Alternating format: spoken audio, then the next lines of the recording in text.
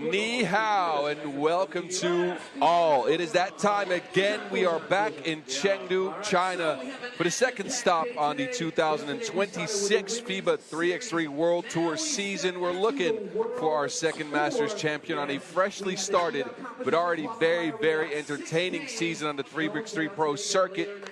We move into China after a crazy opener in Japan, and we hit Chengdu Xi for the 11th time in history as we renew our bond with the capital of the Sichuan province with a weekend of 3x3 festivities. And I promise you, this one will have it all. Storylines, drama, and all of the spectacle you could want right here on the half court at Jiaozi Music Square under the watchful glare of the financial city's twin towers. Top teams in the world will lace up their sneakers to determine who will replace Raudonvirus Hoptrans as champs in Chengdu. The Lithuanians, winners of last year's event, aren't around this time season so far, though. Last week's opener saw Lehman rise to the top. A long season, 16 stop 2026 World Tour, culminating in a final in Rio de Janeiro all the way in December. It'll be a blast. But as mentioned, it is a very new season. We just started. And 12 teams here will get things going with high hopes of climbing to the top of Panda Mountain, claiming supremacy, pride, and of course a $40,000 bag that will be handed out at the end of action tomorrow night. But before we get into all the specifics, let's get you reintroduced to something you should know by now: the rules of 3x3 basketball.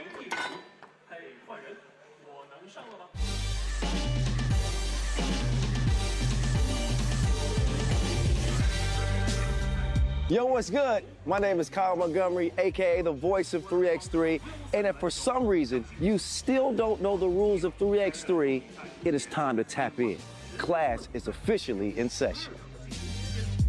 So on our half court, you got two teams of 3 players with 1 additional substitute on the bench. Yo, what's up, sub? Can I check in?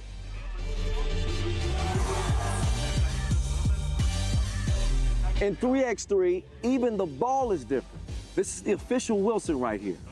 Trust me, it's groovy, baby. This game is pedal to the metal. 10-minute game clocks, just 12-second shot clocks, and a 1st to 21 scoring format for the win.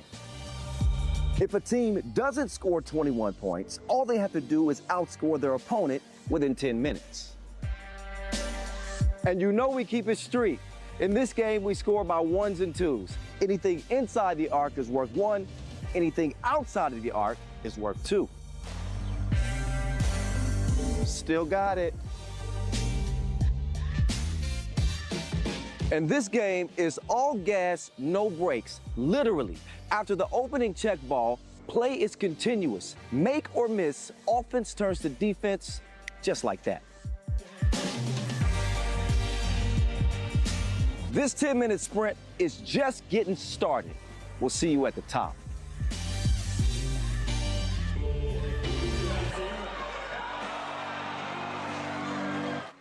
Who will we see at the top here in Chengdu? We will know tomorrow night. These are your previous winners. As mentioned, we've been here a bunch. This is the 7th ever Chengdu World Tour. Piran got it started. Lehman got one.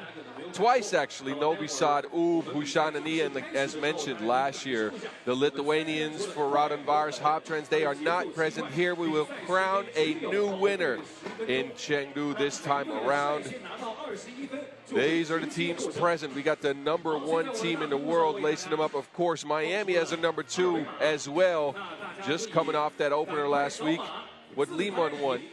Some new teams we haven't seen before: Toronto, Ulaanbaatar, MMC Energy, Deqing as well, Bordeaux. Shinagawa was present at the opener in Japan, and Tsukuba. Our first look on the 2026 season for them. Before we continue, we have to get introductions out of the way.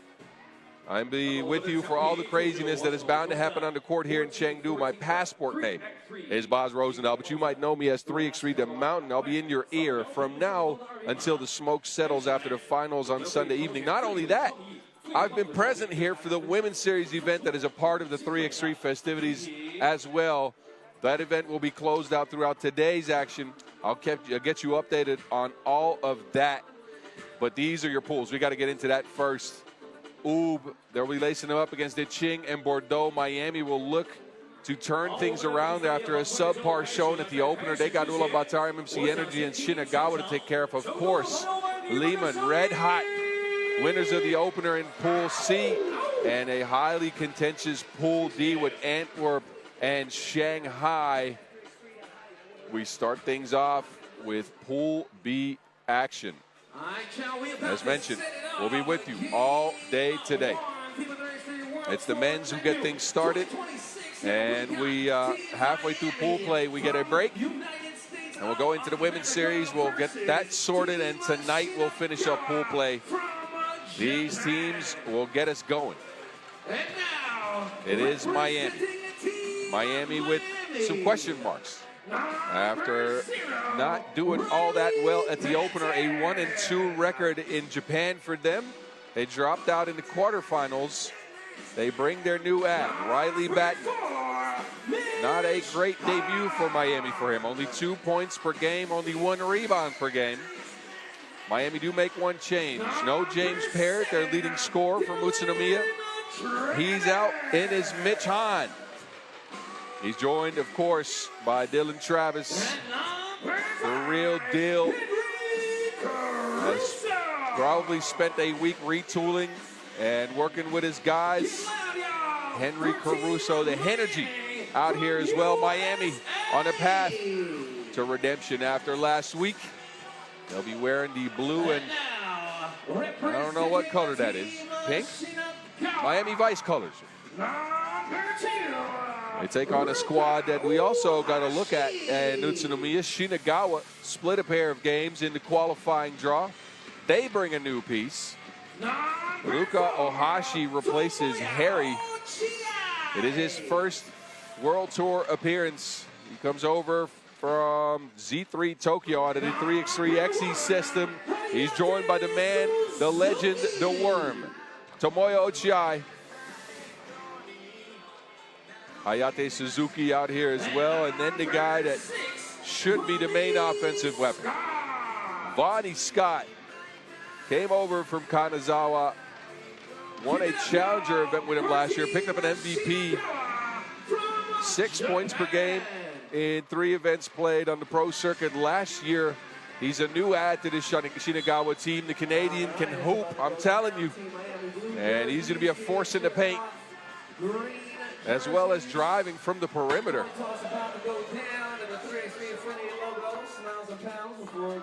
Scott in 3 events, 30 drives to the basket. That was his calling card. And he looks to bring that to Tomoya Ochiai's team.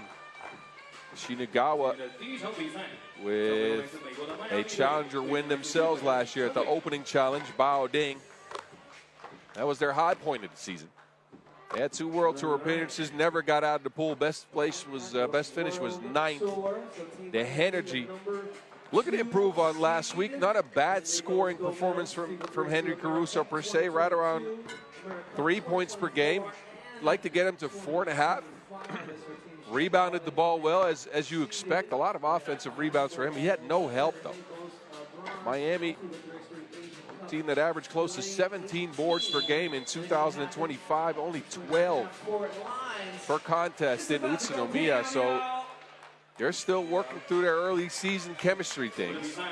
After adding Batten, a different piece, a big guy in the middle, that may have hampered their movement a little bit. They're still adjusting to his presence. He's a guy that could be dominating down low on the block. And the matchup between him and Bonnie Scott will be one to really keep an eye on.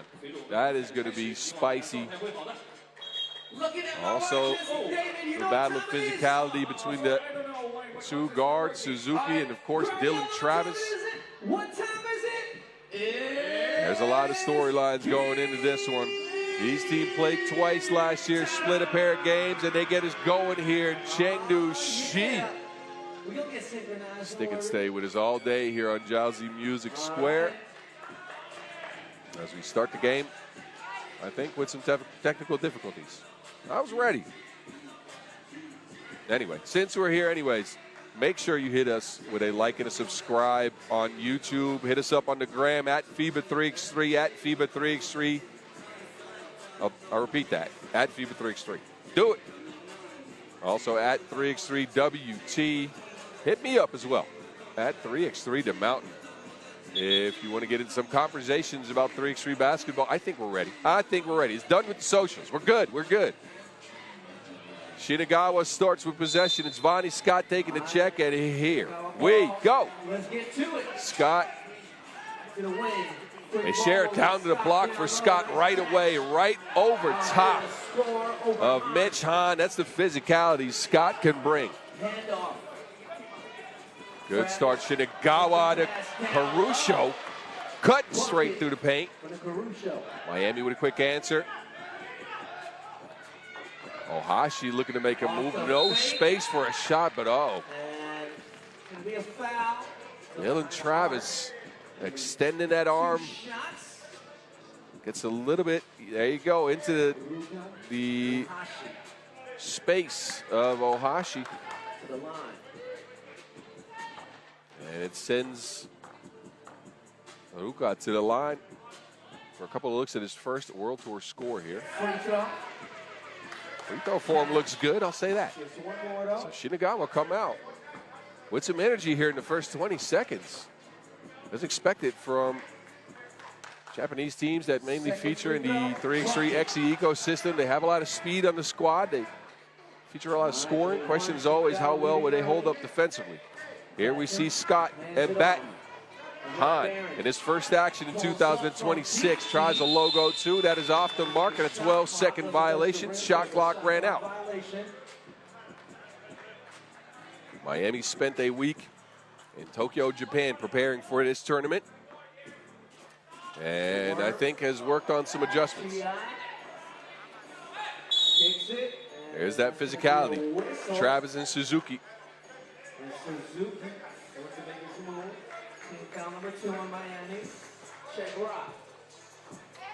The worm. Off the curl, hands it back. Ochiai gets it to Suzuki. Put a Band-Aid on it. The man's on the cut. Caruso off the screen, offensive foul. And a foul call. Offensive. Vonnie Scott to the floor. Third foul on Miami, who are struggling to contain Shinagawa here early. Tomoya.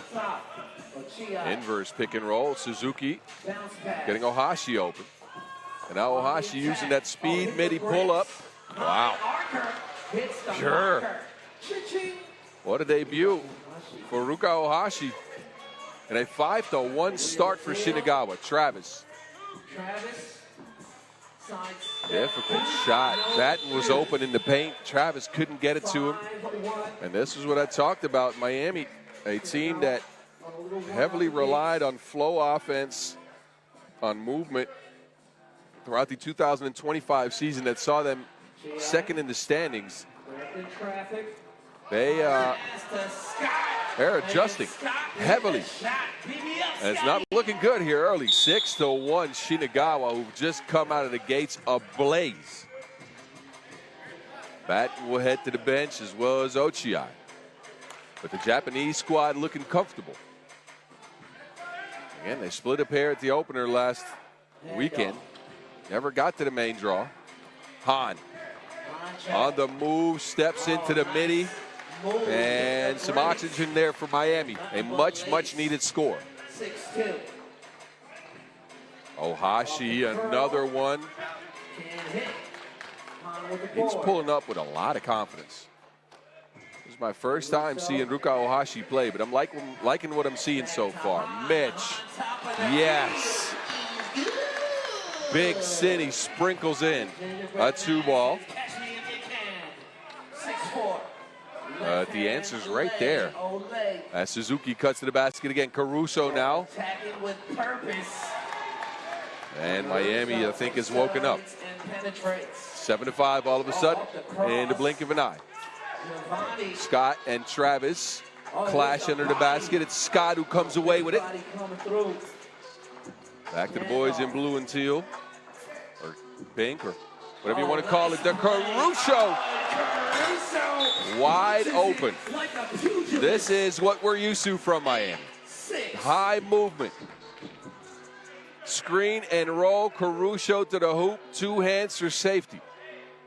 And Miami is waking up. Nice active hand.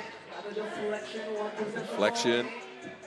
8, 6. We'll get Shinagawa back to the check mark with 9 on the shot clock. Ochai kicks it. Gets it right back. The veteran Ochai, and again, Suzuki is just cut straight to the paint.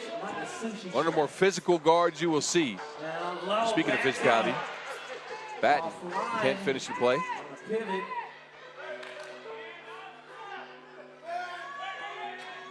Oh, Hashi. He is not afraid, I'm telling you.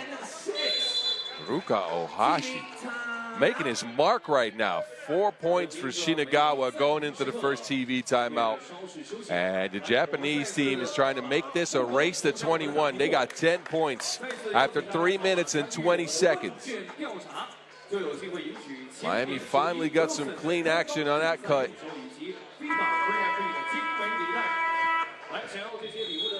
But it's been Ohashi and Scott to lead the way for Shinagawa.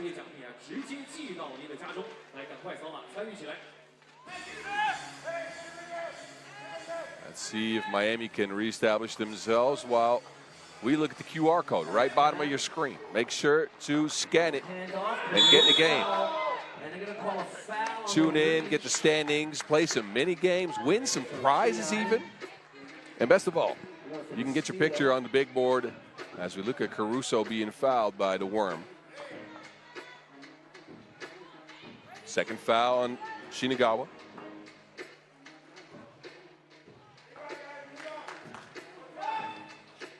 And the energy brings Miami within 3. Vonnie Scott now left or right, in and out. But Ed Wilson is gone. Not sure who touched that last. I believe Shinagawa will retain possession here, just under 5 seconds on the shot clock.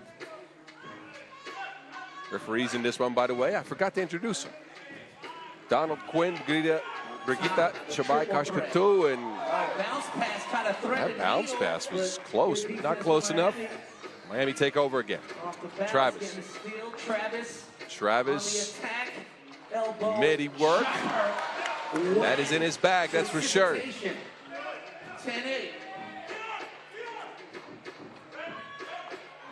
Suzuki, no space for a shot, but fouled on the play. I'm telling you, man, Hayate Suzuki is a blacktop baller. This man is all physicality from a position of, well, not too much size. I'll be nice about it. He's shorter, vertically challenged. But Suzuki brings all heart and all hustle. And she has been Shinagawa's game so far. Can Miami change things around? Travis tries to draw the foul. Referee's not going for it. Ochai's got position in the paint. That is poked out by Caruso. And another reset for Shinagawa. 7 on the shot clock. They bring Ohashi back. Suzuki will take a seat.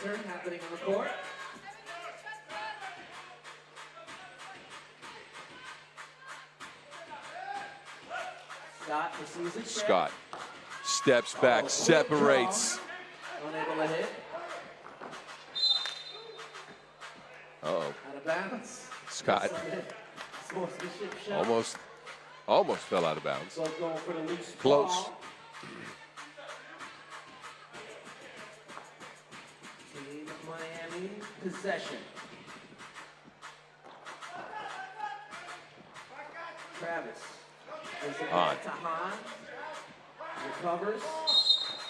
And pressured, but fouled by Ohashi. So Miami 14 fouls, 3 team fouls. Miami got 2 fouls to give. Shinagawa 3 fouls to give. Pick and roll action now for Caruso, going straight into Tomoya's chest. Get out the way. Finishes over top of him. Energy leading the way. Caruso's got 5. Off the fade. Suzuki, And 2 steps whistle. before the dribble. But look at Henry Caruso. He's attacking with intent. I told you he finished with averages of 2.7 points per last week. He's looking to improve on that. He's playing way more aggressive than we saw from him in the opener, especially from 2 range. No juice.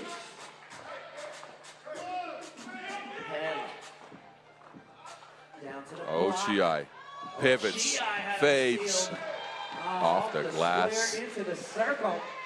Shinagawa's not backing down. This And down low. Batson looked kicks like a it good back. opportunity for Top Batten on, lets it with a fly. smaller Suzuki on him. Box out from Ochia. Instead he dribbles out, gets behind the shot. Scoop pass. And Call a foul on another the foul in Miami. This is something we also saw at the opener. They are more physical. They have to expend a bunch of fouls. This is a team that really didn't rely on that physicality all that much last year.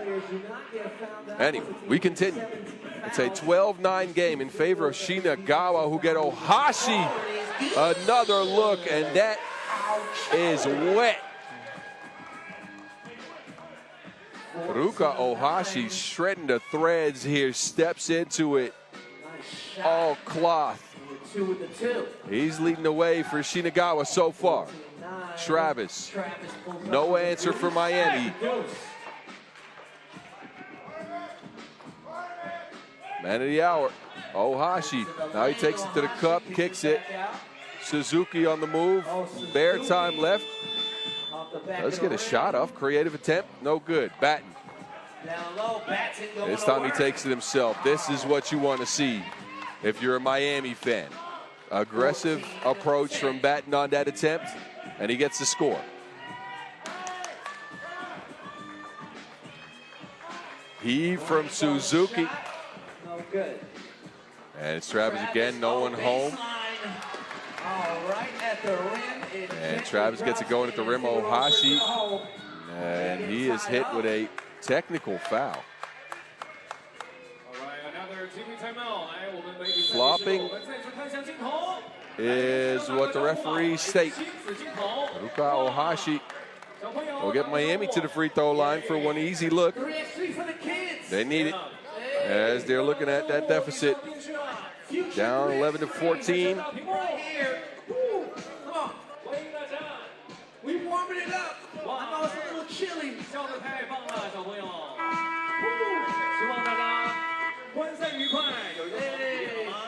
Miami, who come in after a good year last year. They're the only team outside of Oop to win multiple Masters in 2025 after taking home the opener as well as the Shanghai Masters.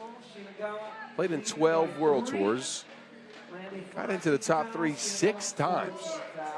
A stellar year, especially if you think about the fact that they got together as a group for the first time after Ed and Caruso, after a 2024 that saw them have 2 different looks. And now they add a new piece again in Batten, and Travis fouled on that attempt.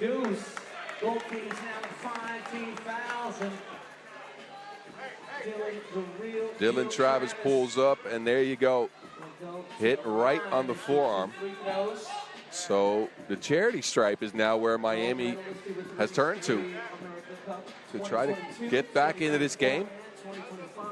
Travis could tie things with a couple of makes here. Normally a very secure free throw shooter. And the real deal gets the first.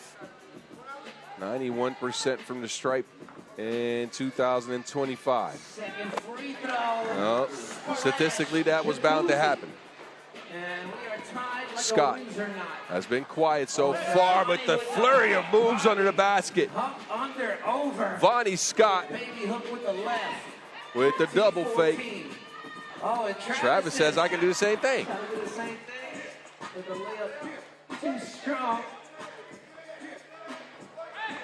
Look at this. Suzuki and Travis getting into some old school WWE right there, right on the court. Scrap it over to Wilson. Good hands by Dylan.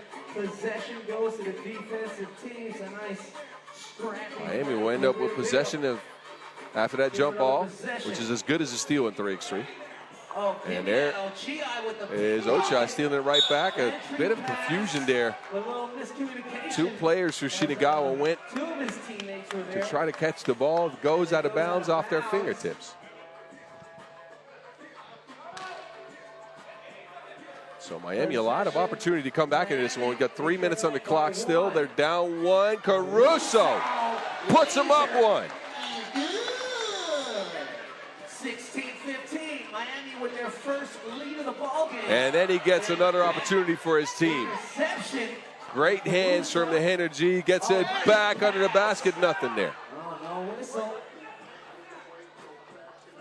Shinagawa are now looking at that first deficit of the game. Ohashi's been the go-to guy. Misses that one. And again, it's Caruso tracking down the rebound. Batten again with a smaller defender on him, kicks it to Hahn. That is pure. Mitch Hahn finally connects from range in his first event of the season. So I think that's his first two of the season. And Miami all of a sudden looking very good here. They hold a 3-point lead going into the last 2 minutes after being down for most of the game. It's Caruso that's led the way. He's got 7. And Hahn now chipping in as well with 5 points. Offense is looking stellar. So I guess the adjustments have worked. Although it took about a half a game to really get it going. But so far, so good. Shinagawa, they need something right now. They need a bucket. Suzuki understands it. Batten. That is a goaltending call. That ball was in the cylinder. Good take by Suzuki, and Batten gets to it late. Attempts a block, but it had already hit the backboard.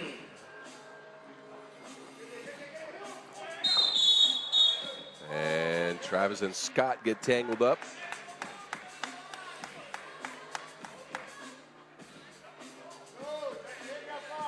Who hit who first is the question.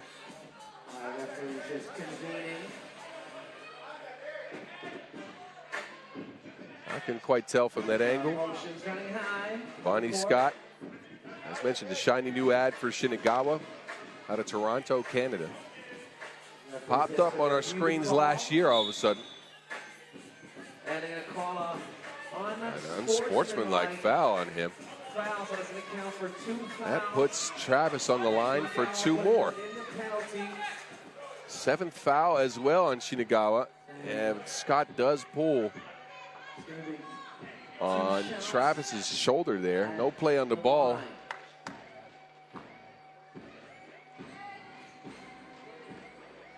So the real deal on the stripe, he's hit his last 2. Can get his team to 20 points. USA rattles home free throw number 1.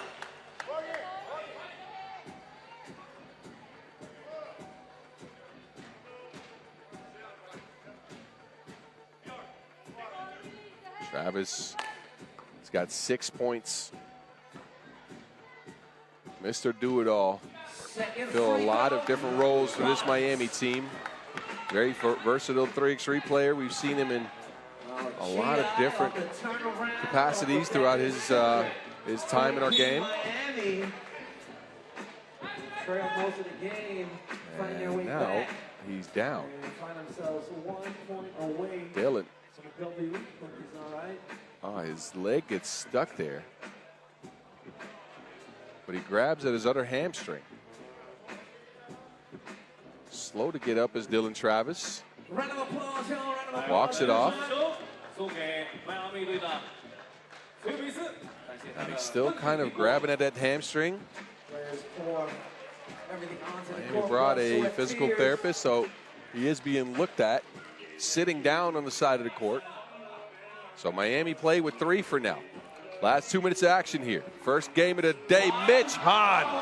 What a catch. Man. Hahn and Caruso got more chemistry than a periodic table. That's how you end the game. Mitch with the touch. It's 21 Miami, 16 Shinagawa.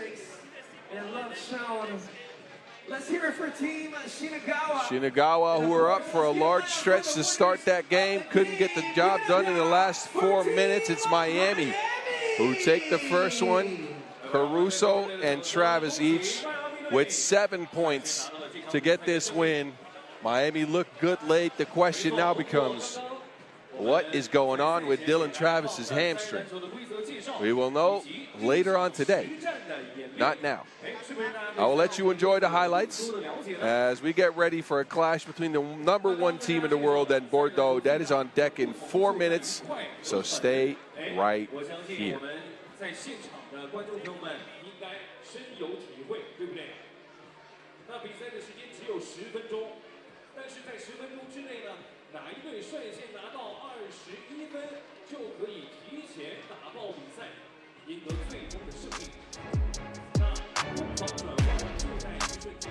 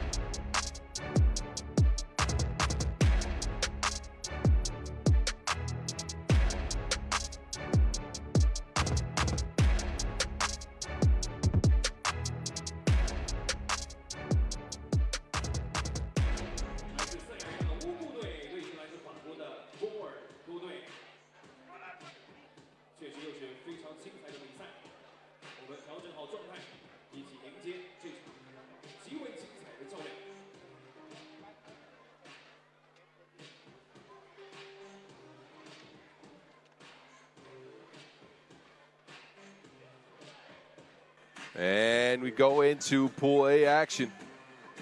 It is your #1 team in the world, Oob, who lace them up and face off with French side Bordeaux. Oob come in after a 3rd place finish at the Utsunomiya opener last week. They went into the semifinals unbeaten, but lost a tight one to Liman. They play a physical style. Their physicality was met there. Offense slow to a crawl. They lost by 1. So they repeat their start to the 2025 season here in 2026. A 3rd place at the opener. They bring their shiny new ad, though. The killer, Filip Kaluderovic.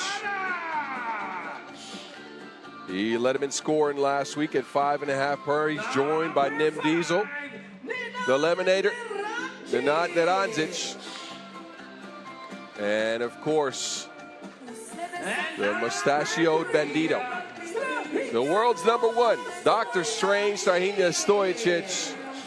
He came back from injury last week, maybe even before he wanted to, as Marko Brankovic is shelved with a hamstring injury.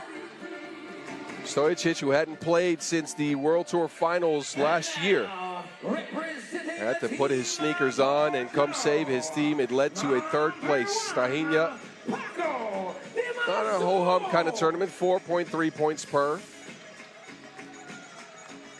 They face off with a squad from the south of France. Bordeaux, a feisty team. 9 Pro Circuit events in 2025. They played 3 World Tours. Best result, a 6th place finish in Macau. This is their 2nd event on the Pro Circuit this year. They played in the Heng Chin Challenger to start the season. They came in 5th. They're led by Alex Villalare. Alex, the former Parisian player. National team last year, as well as Monceau, Eddie Steiner, and Paco de Mazo round out the lineup. This is the same four that played at the Hengqin Challenger.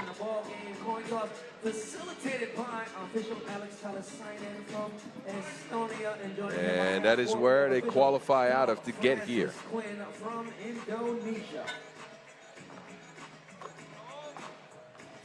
Doc Strange, as mentioned, had a decent but not great week in his return. He looked spry at times, didn't have the full lift yet. 4.3 points per. Shot it not great from range. 2 of 14. We've seen better from him. But again, he hadn't played any 3x3, hadn't practiced in months. So what's to be expected from the world number one? Villalare led his team in scoring in Hengqin. He's the main weapon. I think we all know that. 5.7 points per game in the first challenger event of the year. And Bordeaux was quite feisty. I like the makeup of that team. They got some interesting hoopers. Steiner will start on the bench for them. And we get ready to get going here in our second 10-minute sprint of the day. Oob and Bordeaux met twice last year. It was a pretty one-sided affair, as you can probably imagine. 2 Oob wins. Strange, crossing right to left, gets a screen down to the Lemonator. Naranzic fades in the paint, gets hit on the arm, and will head to the free throw strike. The nod here looking to work on Alex Villalare. It results in a free shot from the charity stripe, and the nod knocks it down. Oob is on the board first. Now it's Bordeaux. Monceau, who lost his man bun. Different haircut for the fella this year. Monceau was on that national team for France that played in the Europe Cup, came in 5th. Now he has to deal with Barac, and that is not going well. Barac muscles him to the ground and gets an easy score for Oob. Bordeaux still scoreless through a minute of play. Villalare steps back, no space against Killer's defense. That is maybe an underrated part of Kaludedovic's game. He is a good competitor on the defensive end, and has fit right into Oob's system so far. Oob again. Last week in Utsunomiya, we saw them with a lot of physical pressure, a lot of energy on the ball. More than we usually see, I'd say. And they're already a really physical team. The Killer. First 2 balls off the mark. And then Demazo can't be reached by Bordeaux. Strange. Shuffle pass. Barac. Finish. Oob is starting his game off right. 3-zip. Bordeaux still struggling to get a score. And then Monceau and Kaludedovic get into it. That's another part of Kaludedovic's game. He is not backing down from anybody. These 2 fellas getting tangled up underneath the basket. And then there's some shoving and some words. I don't mind it.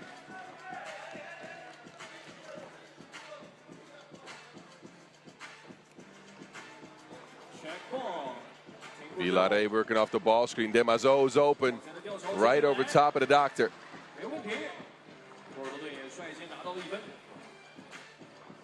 Stojic now takes it himself, slashes to the cup. That's something we didn't see much of last week. He had some drives, but they were still nimble. Demazo. Lefty stroke is broke. But Strahinja, he had some drives, but he wasn't as explosive as we've seen in the past. He's getting back to that. Killer is getting back to his shooting form. Hasn't found it yet. Steiner throws it away. And this is what Oob can bring in this game. have significant size compared to Bordeaux. Villarreal over Nerandzic, strange on the other end, no. But Ub have significant size. And that's something Bordeaux just doesn't have. Barac and Nerandzic, when it comes to physicality, I think only have Monceau to maybe try and stop him.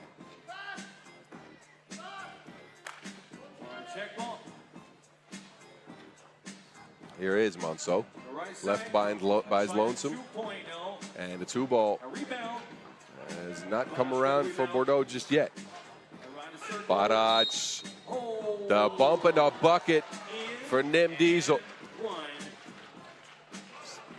6 point for Ub, second foul Bordeaux, as Barac shows off the touch.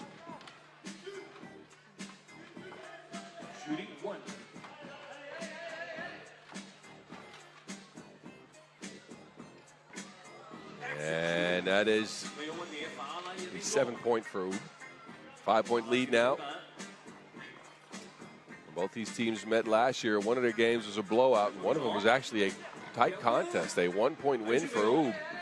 One of the challenger events in 2025. So far, it's not looking like that. Bordeaux's offense stuck in the mud. They're getting pressured out of looks. I've seen contested shot after contested shot, and they're fouling as well. So a tough start to the game for the French. And 4 points for Nemanja Barac to get Ub in the driver's seat. Ub followed a third place at the Utsunomiya opener last year with, I think, one of, if not their worst events of the season. And a rare turn of events, something you'd never see.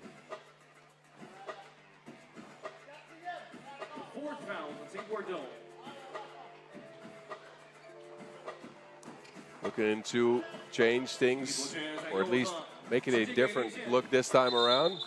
Nerandzic, step to the side. Slide to the left. Can't do that before dribbling, though.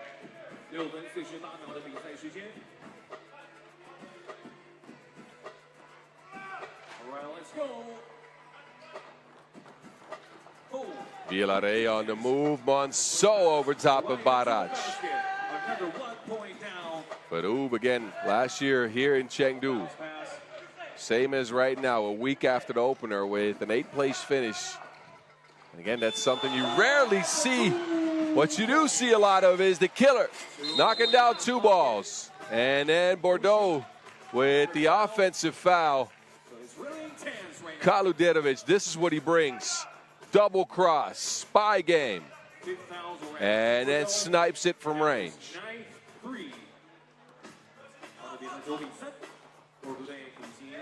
Strange, hounded, and now the fouls are just compounding for Bordeaux. It is their 6th already. We got over 6 minutes left in this one. So there's no offense. There's also not a lot of defense. It's just been Hacky Chan so far. Stojic. Lobs it into the Lemonator. Nerandzic, chair pulled, he doesn't care. Pivots right into a score.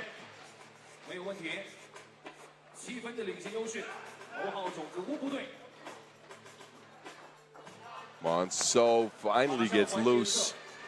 Bordeaux's not out of this, but 4 points is not helping, and they have not been able to stop that man. Nim Diesel.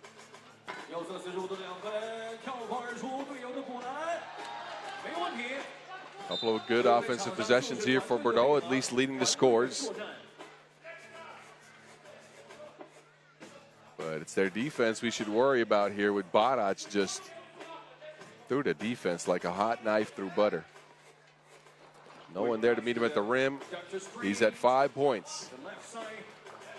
Strange operating. Getting more physical, but no call on that one. Demazo 2, no good. That 2 ball. Again off the mark, and shots from range for Bordeaux is just not materialized yet. Meanwhile, 没有犹豫， they show off the connection. Kaluderovic and Neranjic link up under the rim. Demazo with the answer. 球队这边的传球也非常的漂亮。 So as we approach the halfway mark, at least Bordeaux's gotten more involved offensively. Kaluderovic dancing, the killer. 球回来，波尔多队拿到球权，向里冲， Steiner whips a pass to the corner. How did he see Bielare? But again, 篮板，再传，自己来，轻松拿下。 no 2 balls for Bordeaux, and now no defense on the post either. Steiner just gives up.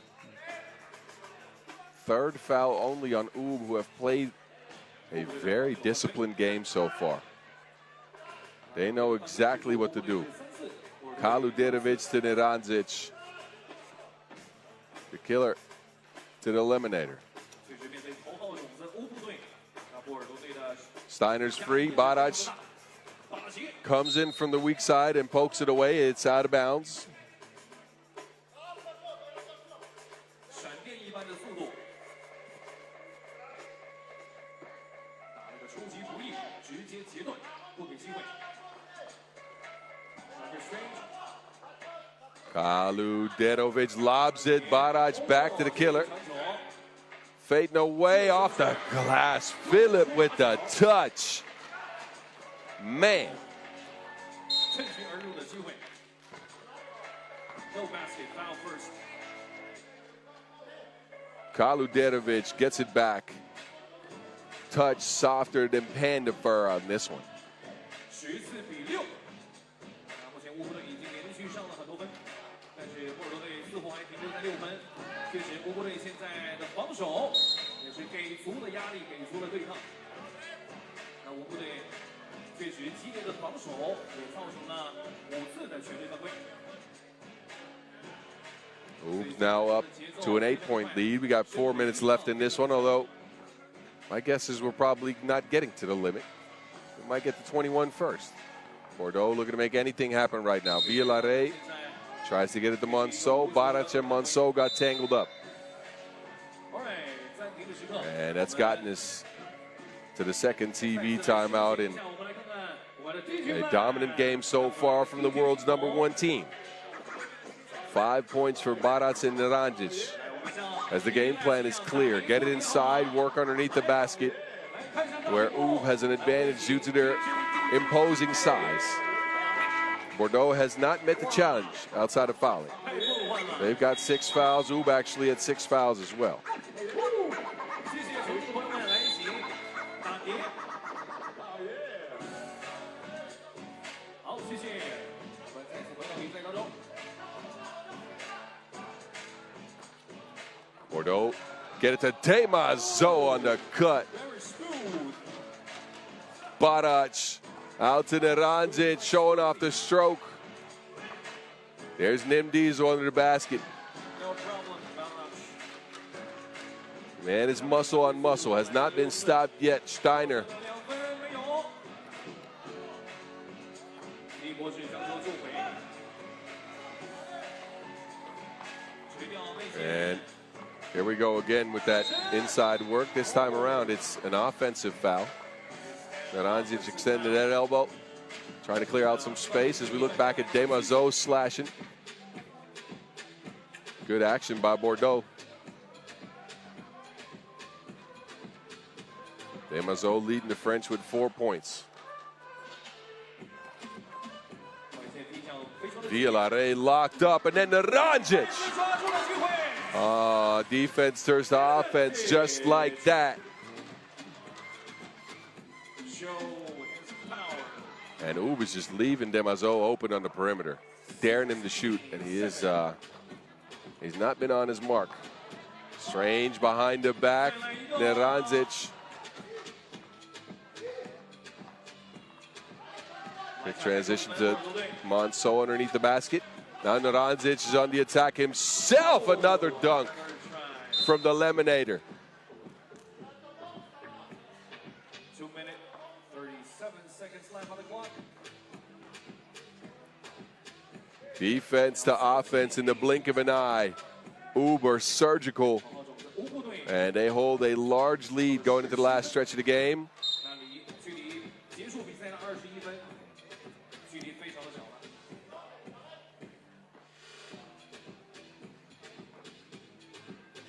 High post look here for Bordeaux. 加油！ They get it to Steiner. And another miss from range. I believe they are 0 for a lot. 2分19秒钟。确实啊，与头号种子乌布队的作战，确实非常有压力。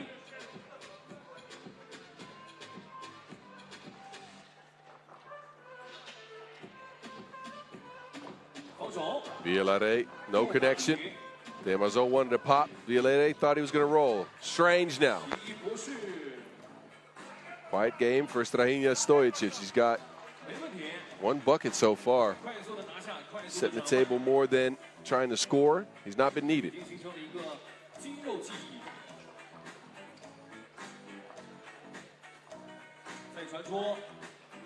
Villare from the 3x3 logo. And Bordeaux are just building a brick house underneath the basket. It is not happening from far for them. And then the killer's left open. That is not a good idea. You don't leave killers alone. Snipe ball from Kaliderovic.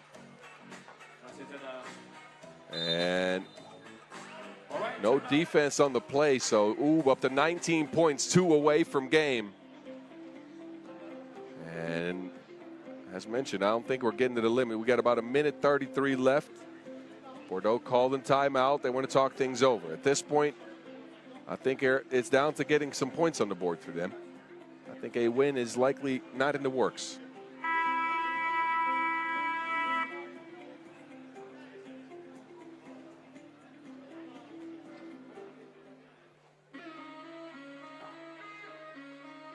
All right, a short break. All righty. Let's get back to the game. Here we go. Let's do now 1 minute 30 seconds left on the clock. Villare steps back, gets some separation.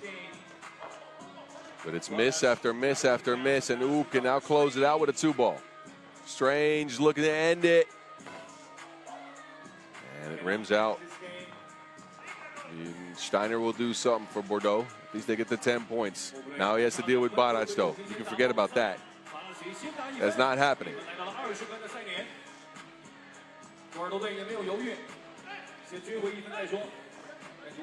Barac has position. Ranzit gets to the Stojicic. Strahinja.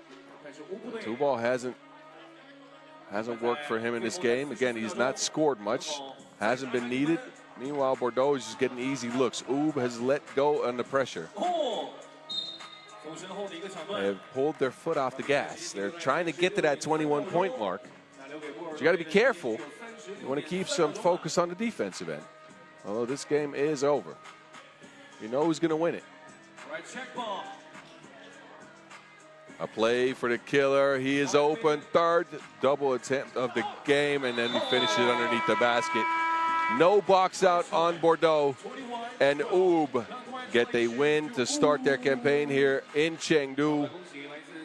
They got it done through a combination of outside shooting from the killer and inside work as Naranzic and Barac combine for 14 out of 21 points. All of them scored in the paint. Bordeaux got 5 out of Monceau, but their 2-ball was in lost and found, not here. So they take an L. Oob take a W. 21-12. Y'all enjoy the moving pictures. The next game is coming up in just a few minutes. We got a heavyweight matchup with the Skyliners in Antwerp. The Skyliners adding a new piece to the team after Leon Fertigue's injury. How will that affect them? And can Antwerp find their shooting stroke after going Jacqueline Hyde last week? We'll talk about all of that in just a few. Enjoy the highlights. We'll see you in 5 minutes.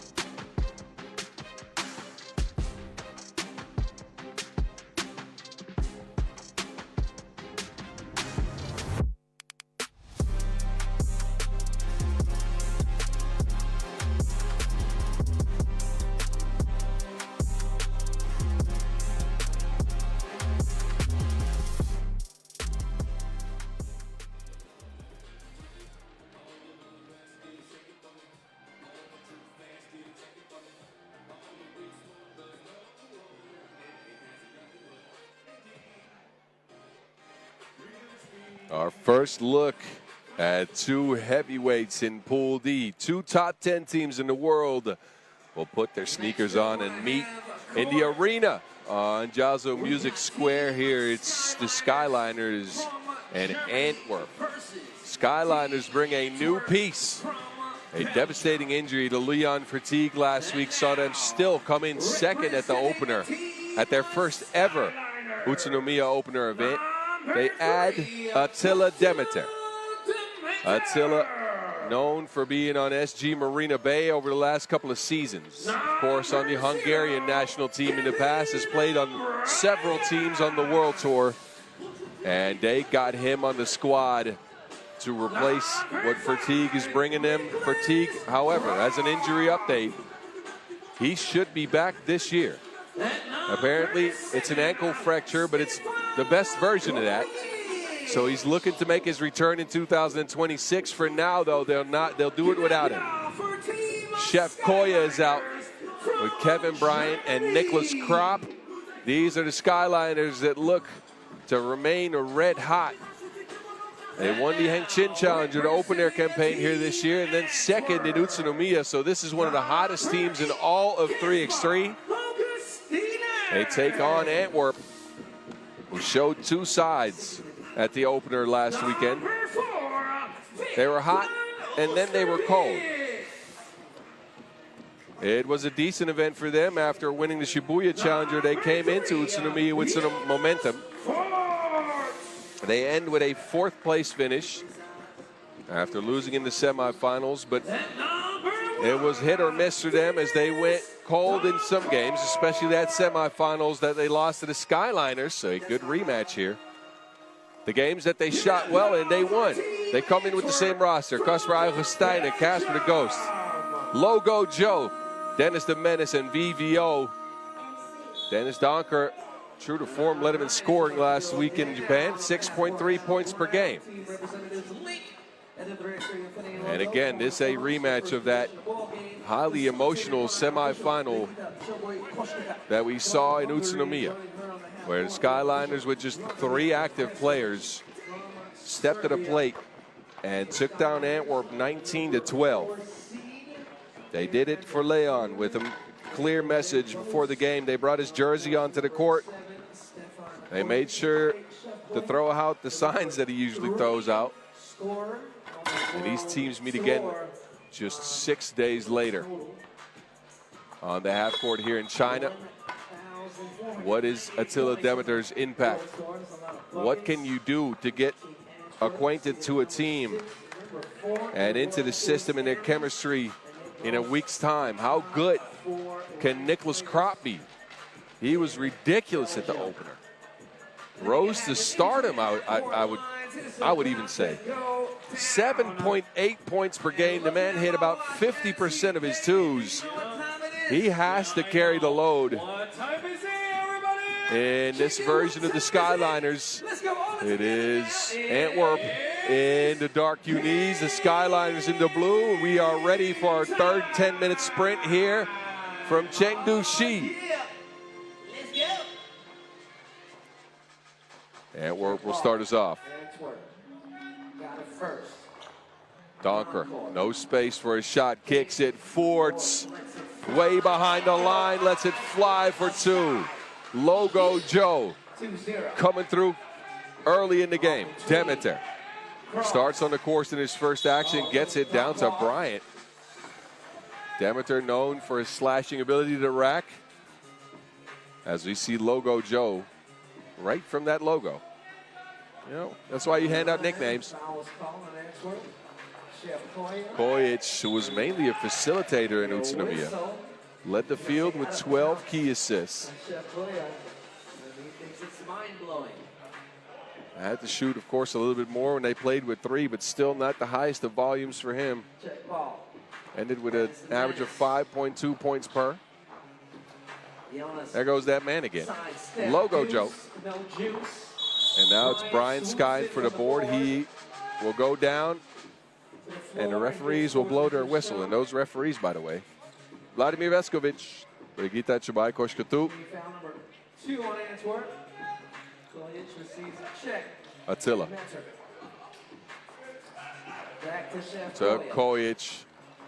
Bounce pass. Bryant sneaks through the defense with the yam. Tomahawk jam. Throw it back. Oh, swooping through like an Augustine met at the rim by Bryant. In flight once again with a block, but a foul call on this one. As Caspar went to make his move. Casper fouled on the attempt here. He will head to the stripe. Augustine, happy to see him healthy to start the year. Oft injured in the past, but a very important piece for this Antwerp team. Krop and Koya. Krop on the attack, had VVO slipping. Oh no!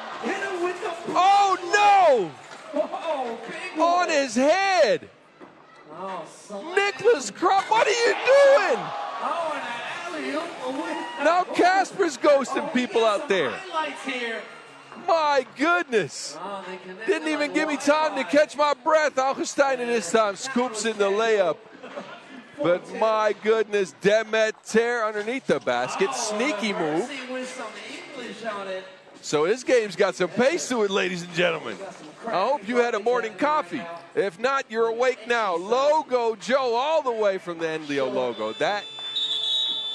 That is gone. Man, you cropped that image on his head like a fitted cap. And then Casper gets some get back on the alley-oop play. If you don't enjoy this, I don't know what is wrong with you.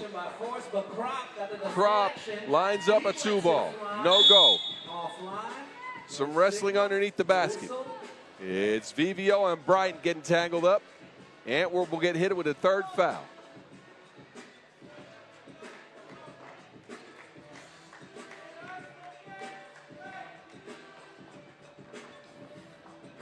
High post look here. And Kojic sees that deflected. So Antwerp showing some aggression on the ball screens, an adjustment from last week. They're really trying to make life hard on Kojic. Kojic now screening for Demeter, gets it back. Chef Koya down to Attila to Hunt. For safety. Man, we're banging out here. Attila. Burton that held the basket. That rim is going to be sore after this game, I'm telling you. 4-4 to score. We've seen 3 dunks already. Please. Actually, 4 dunks. Continue this. I like it.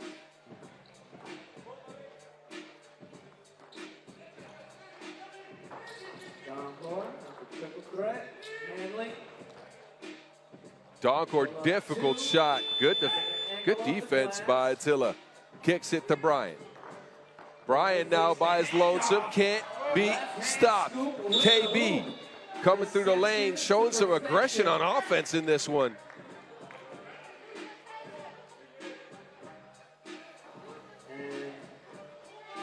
Kevin Bryant slashing and cashing underneath that basket. Antwerp won a timeout. They have seen enough. This is a very early timeout. That's all right. Teams have expended a lot of energy. We've been banging out. KB leading the way with 2 points. Him and Demeter, the new ad, who's looking sharp in his return to World Tour action. What a spot to fill for Demeter. Stepping into a top team in the world, a team on the rise. Large shoes to fill, and well, he's looking good so far. It's Bryant again. Donkor, no. Foul called on Krop.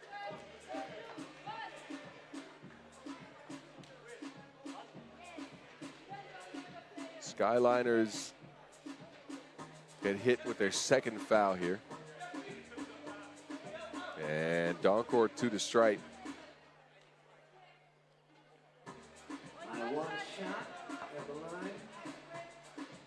Donkor again leading the team in scoring at the Utsunomiya opener. Splash on the free throw. Gets that free throw to go. 6-5. Crop turns the corner, kicks it to Crop. Bryant. Bryant Baseline. stuck on the baseline. BVO takes over. They come away Antwerp with moved the ball around as we're accustomed to. Screen, and then Donkor with the separation. Pokes one in. Dennis the Menace with his first 2 ball of the game, and Antwerp all of a sudden is up. They've weathered the early storm here.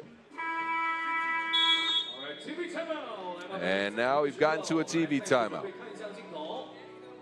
So far, so good in a highly entertaining contest. I told you this tournament would have it all. Well, this game has it all. A rematch of last week's semifinals. And if you're just with us, look at the right bottom of your screen. There's that QR code again. Scan it to get in the game. You'll see standings. You'll get mini games. You can win prizes. You can even get your picture on the big board here in Chengdu. So hit that QR code when you see it again, because they just took it away. Come on now. Come on now. There we go. Double high post look for the Skyliners. Demeter behind the screen. Shot off the mark. KB gets the board. no good. Bryant loses foot in. Him and VVO are going to be scrapping all game long. They've been on the floor together like 3 times. Hustle. Mustovic. They like each other, but in this game, I'm sure And for a ball, they're jump enemies. ball. Frenemies, I guess. Hugging and then playing against each other. Bryant with the slippage and Shout-outs to the VVO right on top of that. More pristine and clean to the teams. Thank you so much.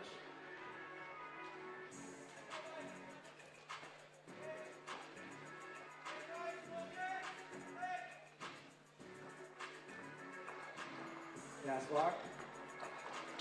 Donkor around the screen. It's kicked.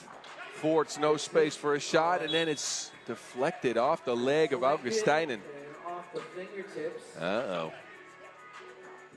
So it's going to be So possession back over to the Germans. Crop. Crop. On the block. Kojic, Back, Chef Kojic. double screen, and Kojic is by his lonesome. Top off The chef, though, hit. not cooking just yet. Kojic scoreless in just under 4 minutes here in this game. Crop also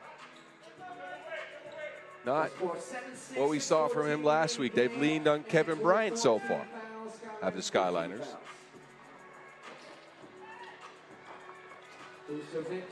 Donkor. Second 2-piece for Dennis. He's good. He's heating up like the stove is on. Dennis the Menace. 9-6. Another pokey from range. Leading. And Donkor with 5 points leads the way. Antwerp is up by 3. Kojic takes it out. Kojic with the fake. Good hands by Augustiner. Kaspar with a pickpocket. Pick and roll action with Jonas. Oh, straight down the Driving Silk slow Road like Paul Wall to the hole. is Jonas And Forts. 6. But it's effective regardless. Kojic to KB. Perfect. And Bryant lays it in. And it's the inside game that's working for the Skyliners. But the outside game has not come around. Krop and Kojic, as well as Demeter, have not knocked down their 2 pieces. That's the difference in the game so far. A foul called on the Skyliners. Kojic had some words to referee Veskovic. Elbow. He had some thoughts about that. Wanted to share them. Donkor, same spot, same result. Bang, a bang. He's heated up. Dennis the Menace is on a tear here, stopping Krop as well. Mustovic.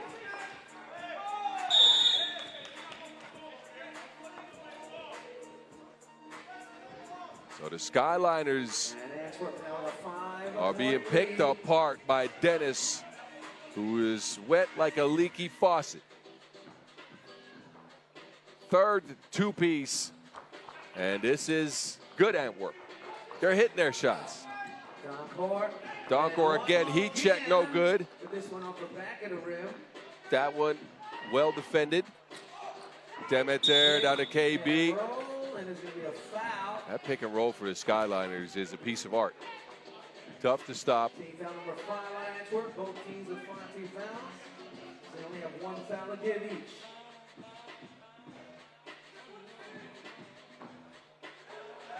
Go with the double high post look again. Kojic up and is scoring. All up in his grill, 9-12. Antwerp still up by 3. They get Logo Joe open. High arcer, no good.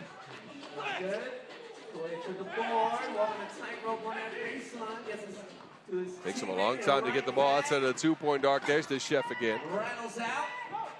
But it's off the mark.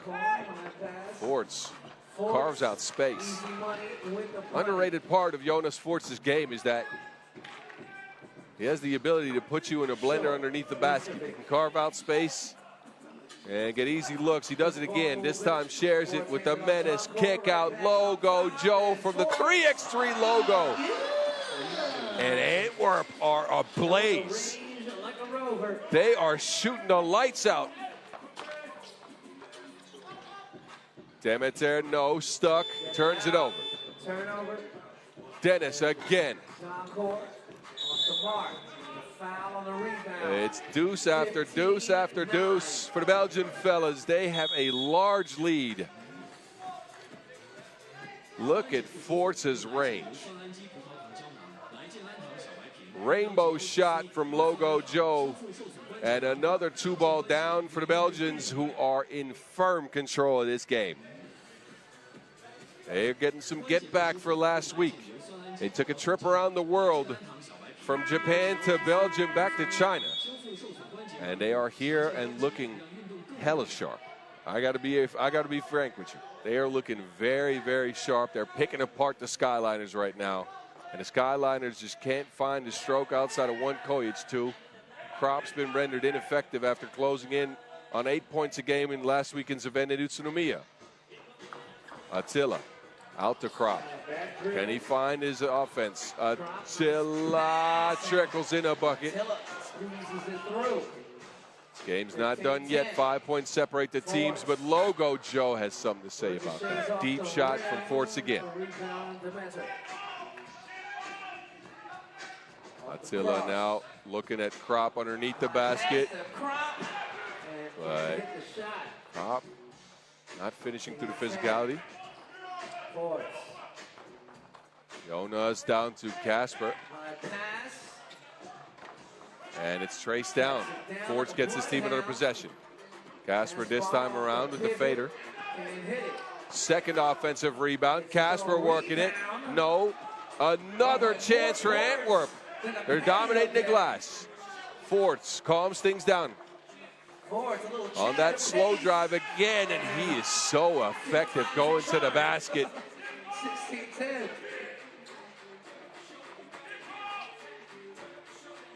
Demeter knuckleballs one off the front of the rim.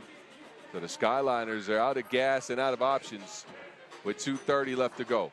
Forts shares it out. Hestein, a 1-footer.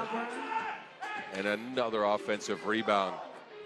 Demeter tips it out to the wrong team. Now it's VVO working to Wilson. VVO, no one home for the Skyliners. And Vic, but they leave Kojic, and that is cash. You knew it. Stefan Kojic, you can't leave the all-time #3 scorer in the world who are wide open like that. And again, it's only a 5-point game. It feels like Antwerp's been way, way better. They've dominated, but the Skyliners aren't out of it. They get another pick and pop for Jonas Forts, though. Man, somebody put these guys in a cold shower after the game. They are on fire. 2 away from the 21-point mark.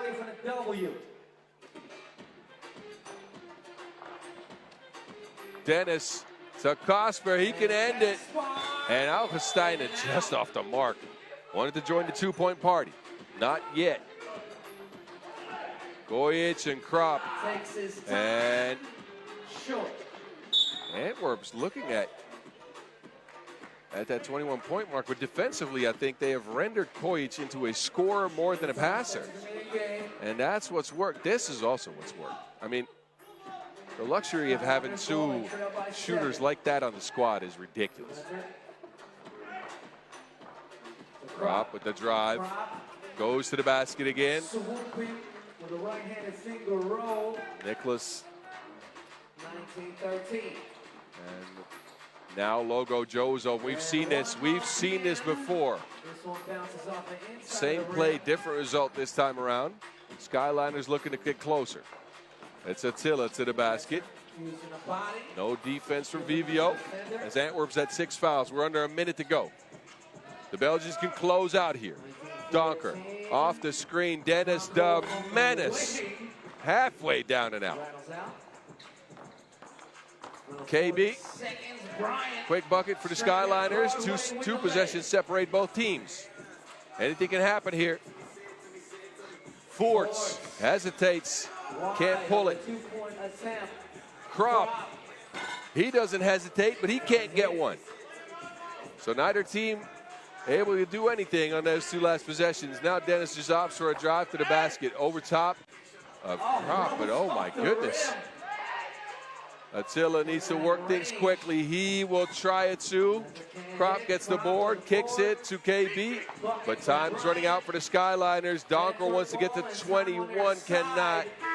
And this will end Final basketball not counted. with 10 full minutes played. Final score 19. Antwerp take this one back by some hot shooting. Skyliners. Jonas Force lead the way with 9 as he had the sniper scope unlocked. The range was there for Donker as well. He finishes with 7. KB led the way for the Skyliners, who couldn't repeat last week's magic in the semifinals and take an L to start their campaign here. Antwerp looking very, very sharp. Uh-oh. The field be warned. 19-16 your final score. And please watch the highlights. If you tuned in late, check the highlights. There were some crazy dunks early in this game. I implore you, enjoy the highlights. We get reset here. A short break coming up. 11:25 is when we'll kick off the next game. We'll see last week's winners, Lima, take on Tsukuba. That coming up in just a few. 11:25 tip-off. Stick and stay with us for all 3x3 action.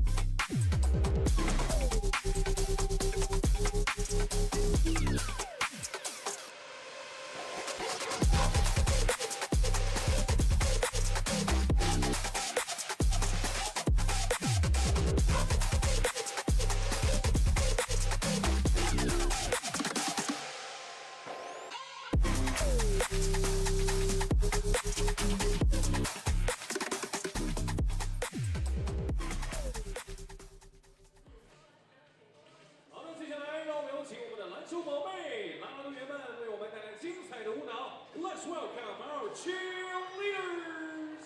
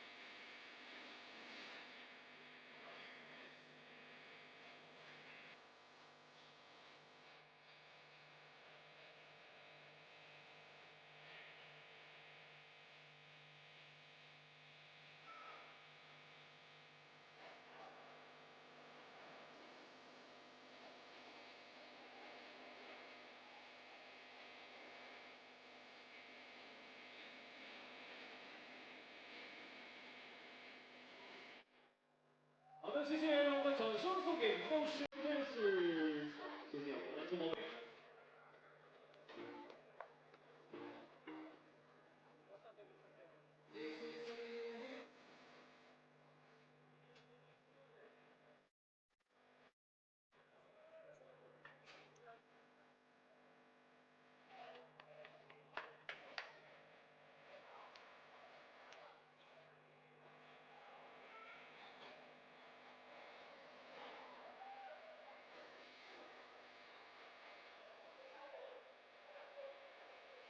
All right, we got a game for y'all in the crowd.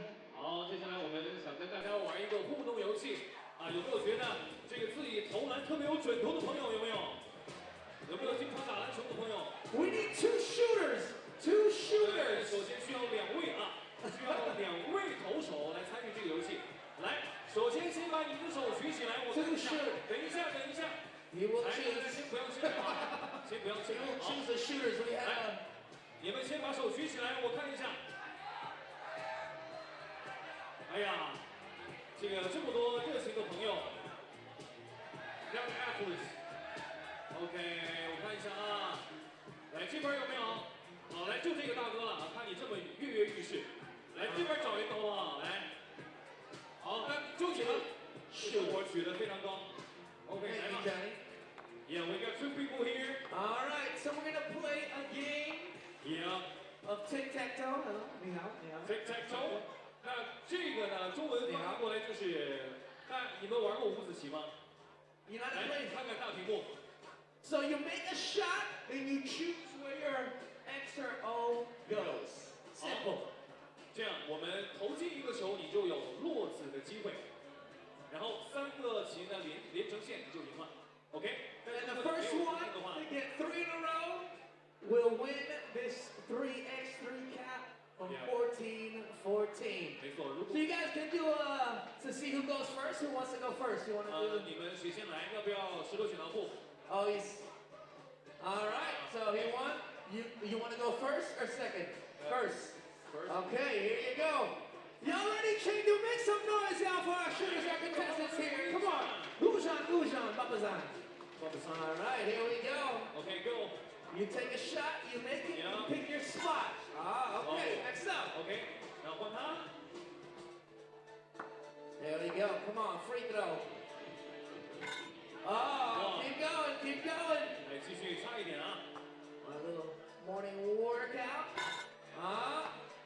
Just there. Get them legs in it. Get them legs in it. There you go. Bend those knees. And shoot. All right, where do you go? 来，你选一下，你第一个棋要落在哪里？说出序号。2A， 中间的对不对？是不是这里？ Ah, 对 that's OK， right. 好 Okay. All right, unorthodox. 好， Okay. You're up. Let's see, you got a strategy. Oh, 好，继续。 all right, bend those knees. Oh, okay, that was close, in and out. 来，我们来点掌声鼓励一下。 Come 哦， on, come on. Hey, bottoms. Where do you go? 来，你中间 B2对不对 Ah. ？OK， Oh, he wants the middle. Okay, we got the X. There we go, next shot. Ah, shooter's row, where do you go? 哎呀，挺溜的吧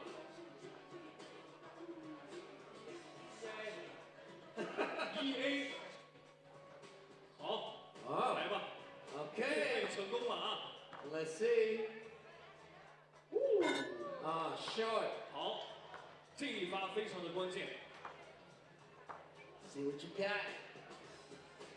Oh, look, there was a little wind there. Safe right now。这个不光光是考验我们。 Oh, follow through. I like how you stuck the follow through. You gotta leave it up there. Where are you going? A3把路堵住啊 ，OK， 暂时安全。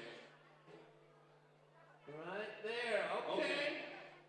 Nice block. Okay, he's playing some defense on the tic-tac-toe. Oh, this is it right here. 不光光是考验我们投篮的技术，更需要考验我们的一些 Ooh! Oh! 厉害啊！ Where are you gonna go? I don't know. Where are you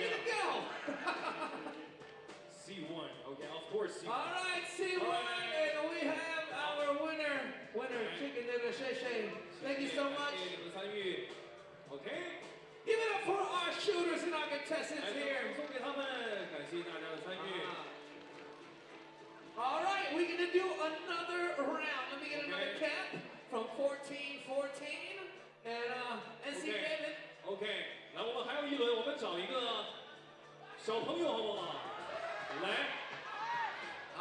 你们的热情在哪里？让我看看啊。 Who wants to 好， play? 来，穿绿色衣服的小伙子来。 Oh, we gonna get the kids? 来，我看看有没有跟他身高差不多的小朋友， All right, we're doing this 跟 for 少年的 kids. 朋友。有没有？ Oh, you got You want to do David. it? Okay, come on. All right, All right. there we go. Okay. You guys know the game? What's up? What's up? You know the rules? Hello, hello. Ni hao, ni hao, ni hao. What's up? How you doing? What's your name? Oh. Okay, your name? Okay. 罗马和菜菜啊。 All right. 知道规则了吗 ？OK， 好，那你们要不要石头剪刀布，决定一下谁先谁后？来吗？哦，那选择先还是后？哦，好，选择先。我们菜菜选择了先，那我们罗马 I 有 like 高 the 后啊。 shoes. I like the shoes. 哦， Got some style. 哇 Okay. ，OK，来罗马。罗马不是一天建成的，对不对？ Ooh, we got some range there. Okay. 来加油，来，我们给他们加油。 Oh, so close. Okay. 继续。 Here we go. Get those legs into it. 罗 Where do you 马 want to go? 先行一步，来，你想去哪里？先下子。A 的第一个漂亮， Okay. 有战略 He's 啊！ holding down the corner. Yeah. Holding down the corner. 好，来加油，菜菜，加油加油 All right, you got it. You got ！You it. got it. Oh, I like it. Getting the rebound. Got some hustle in him. Yeah. Let's go. Okay. 来，我们给他们加加油！我说成都，你们说雄起来嘛！成都，成都。好，来罗马。哦 ，a great catch。 There we go. Oh! 来吧，再继续选择 What's A 的哪一个？下一个是吧 ？OK，A 2。好， okay? You gotta make this one. You got to get those legs into it. 罗马快 Get your 接 knees 成 in 了， there. 我们的菜菜要加油。 There we go. Oh! Okay, don't worry. 来， Don't 这 worry. 一下非常的关键了。来，我们再来一次成都，成都，还有机会啊，还有机会， There we go. 加油，菜菜！差一点点，很接近。 All right.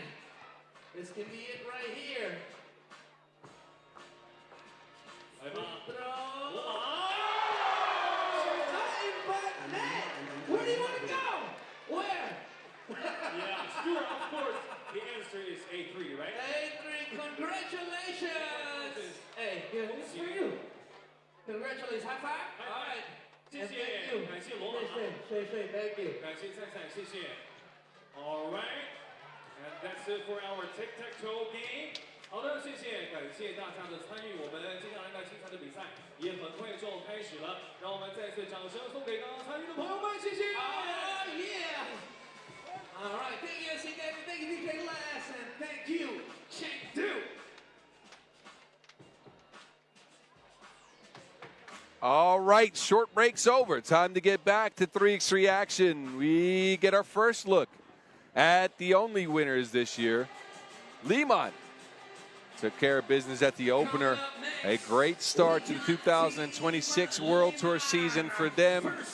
And they now lace them up in Pool C to try to see if they can get 2 in a row. A quest for early season supremacy and dominance.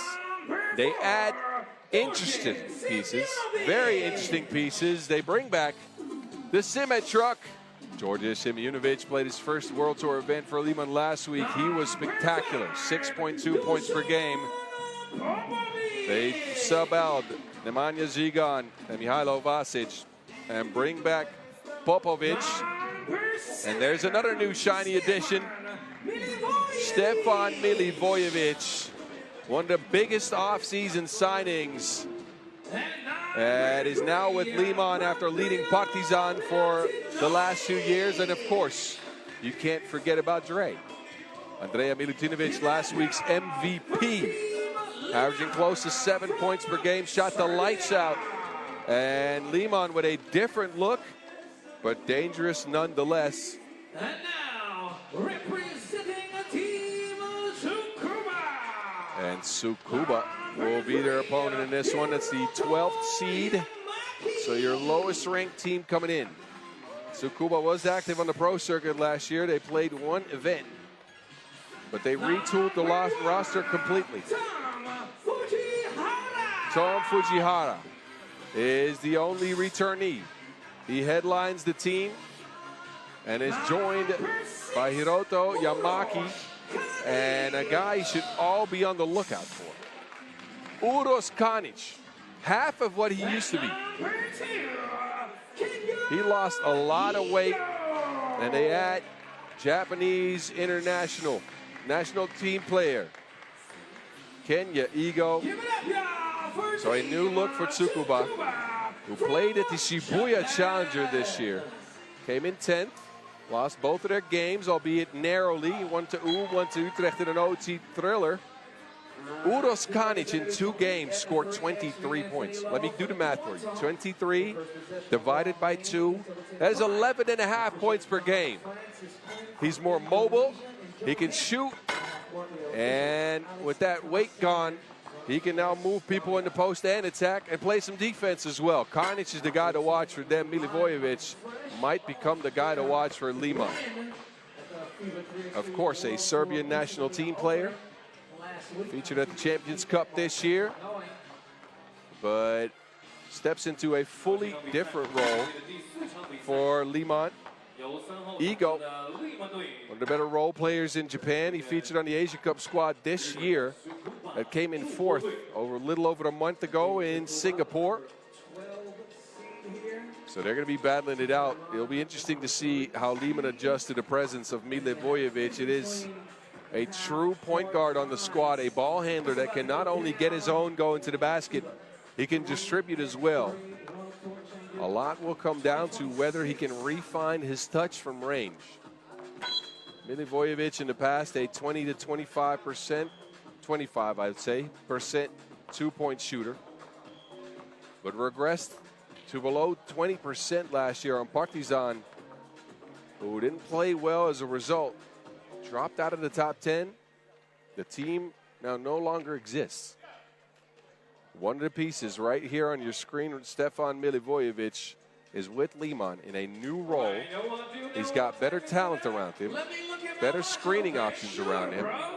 How will the Gladiator fit with the squad is the big question. Lehman in the blue, Tsukuba in the green, and we are ready to pop into the action. Game time, as you heard MC Noah Lazarus tell the crowd here in Chengdu. And here we go. Kanic will get it to Fujihara. Fujihara out to Kanic, doesn't hesitate. This is what we saw from them at that one challenger event they played. They go through Kanic and they try to get him every possession. Milivojevic kicks it. The Semi Truck from the outside. Stefan, big rebound. Man, Lehman with Milivojevic and Simeonovic. I don't know if there's something like too much muscle, but they got muscle on muscle on muscle. Kanic slashes to the cup. Again, that added mobility for Kanic is really something. A static post player in the past. A lot of weight on that frame. It was easy to move people for him, but couldn't quite get the defensive end right. Here, though, showing off those new, improved driving chops. He opened up score for Tsukuba. Milivojevic did that for Lehman. And a second foul on the Japanese now. 1分钟不到的时间，日本的中国队已经有了2次的绝对犯规 ，2 fouls already on Team Tsukuba. Milutinovic out to Milivojevic, steps into the 2-ball confidently there. That is a good sign. That is a good sign that 19% from range from the 2025 season is a thing of the past. Milivojevic comes out with 3 quick points in his Lehman debut. The Gladiator already locked in. A collision leads to another Tsukuba foul. So Lehman looking good early. They get it down to Popovic. Depot deposits underneath the basket.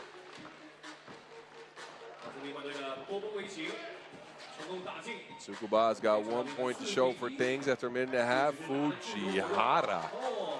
Man, that speed is something, but there's absolutely nothing he can do. Simeonovic catches him under the basket. Fujihara again working on Simeonovic. This time kicks it. Ego down to a cutting Yamaki. And there we go again. Simeonovic with the pivot. So he is nimble for being that size. I don't know if you've ever seen a nimble semi-truck. Wow, between the kneecaps, but I went into that. It ends up a foul. First foul on Team Lehman.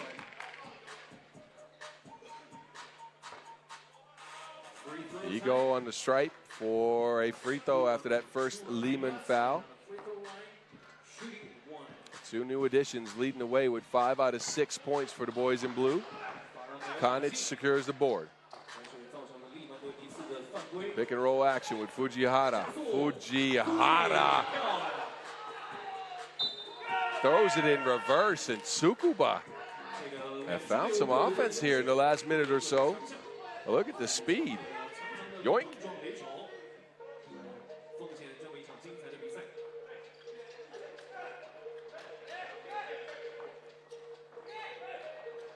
Milivojevic says, I got some speed too. And so far, Milivojevic's fitting like a glove on this Lehman squad. Ego.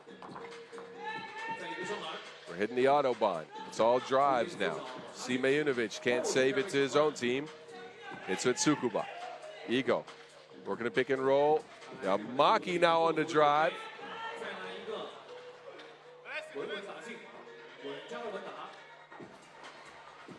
And Milivojevic sees that one bounce off of his leg. He'll turn it over.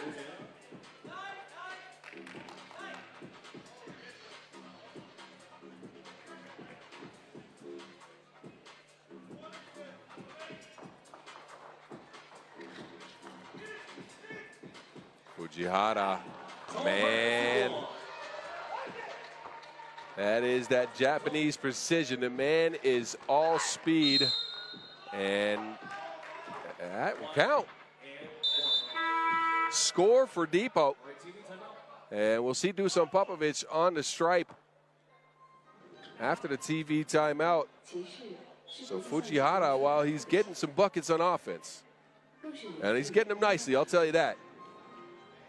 He's faster than a maglev train, that man, but he's given up something on defense as his stature is minute. Tsukuba, however, making this a competitive game. It is 8-7 as we enter the first TV timeout. Just over 3 minutes in. This is the last play. Fujihara get a hand on the Dusan Popovic. Fujihara's led the way for Tsukuba. Konic, I hyped him up a lot to start the game, but Konic has been quiet. Of course, very familiar with the guys from Lehman as they are all from Serbia. I'm sure they had some nice friendly chats and said brate a lot before the game.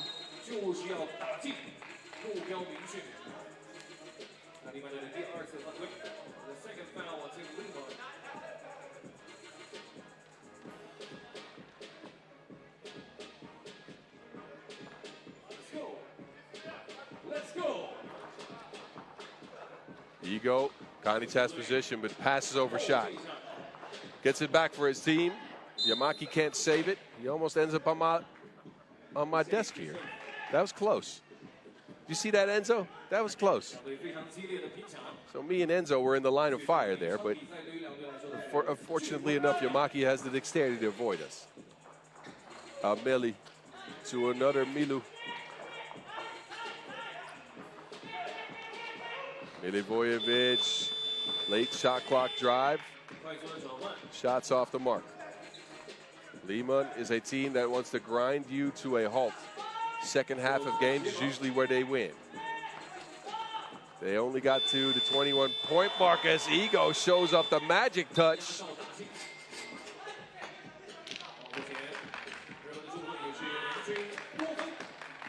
Kenya Ego going into the fader. Float game. But Lehman is a team that wants to grind you down. As mentioned, they played great defense at the opener. That's why they won. Depot moving some furniture.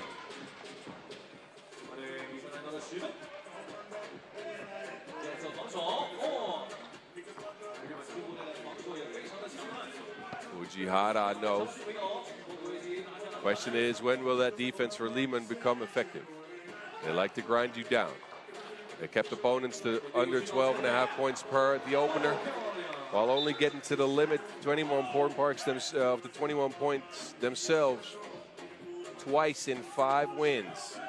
They went undefeated. That was a true defensive masterpiece. And that usually shows in the second half of games. Kanic cannot be reached. He has not been effective in this game at all. Technical foul assessed. Milutinovic had maybe some acting on that fall. Referee Alex thought a sign had seen enough.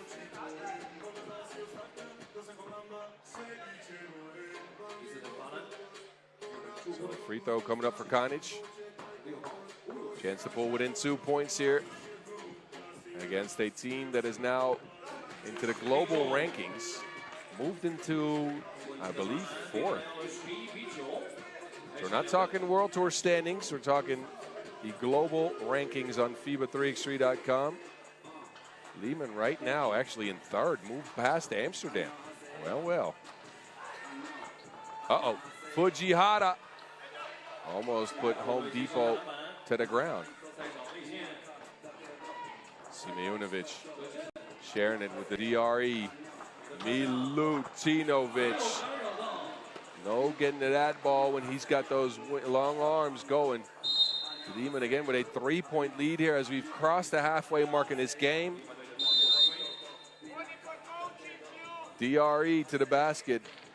And he can keep the Wilson away from you, I'm telling you. The man's got long arms. Kanic couldn't get to it. Somebody got a coaching warning. I'm not sure who. I was talking to y'all. I wasn't paying attention.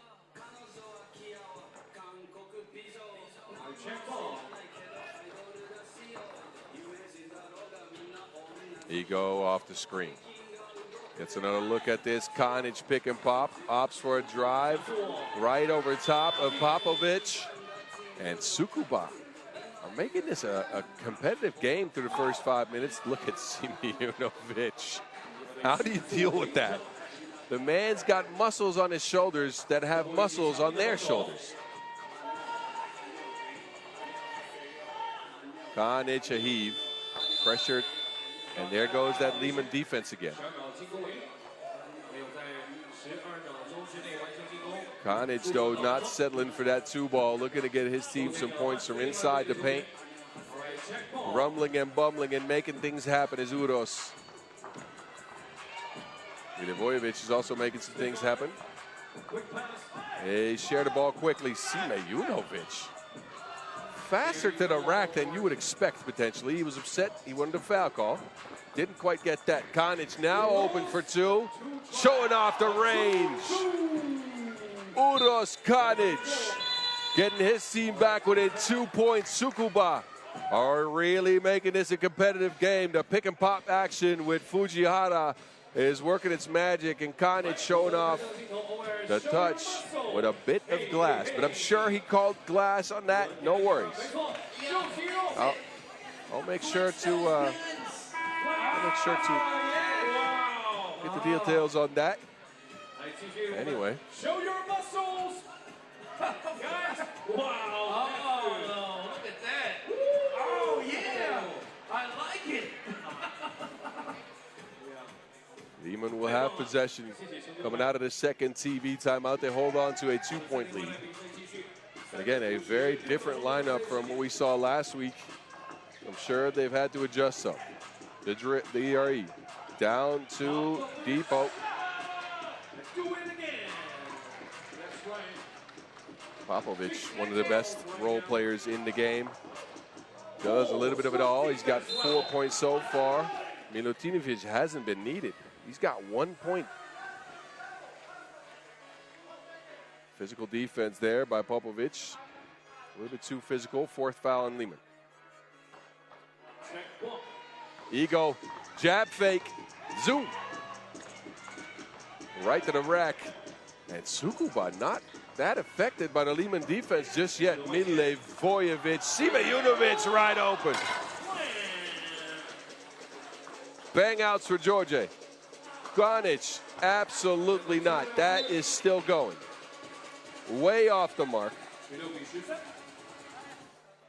But a more competitive game than you might expect. The Japanese women are watching their countrymen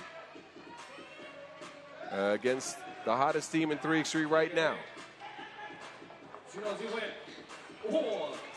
Popovich spinning into action. Pivot didn't work. He missed it. And then a traveling violation as Fujihara shuffled his feet before he got out to the perimeter. Costly turnover maybe. 3 minutes left in a highly entertaining matchups between, well, Simejunovic wants to at least restore order here. The Sime truck with a deep ball. They run him off a screen. They get him an open look, and Simejunovic rewards it. Splash in the 2 ball. Now the lead's up to 5. This is where Lehman usually separates. Dre, good hands, but too much on the follow-up. That is foul number 6 on the Serbians. Tsukuba needs something right now. It's becoming increasingly hard to play against that physical defense that Lehman employs. An offensive foul now on Konic, pushing off on the screening action. Yeah, he doesn't feel like that was a foul, you can tell. But Lehman separating once again. They are up by 5. Could go up by more even. Georgia is open. Milivojevic says, I can take that myself. The gladiator right to the rack.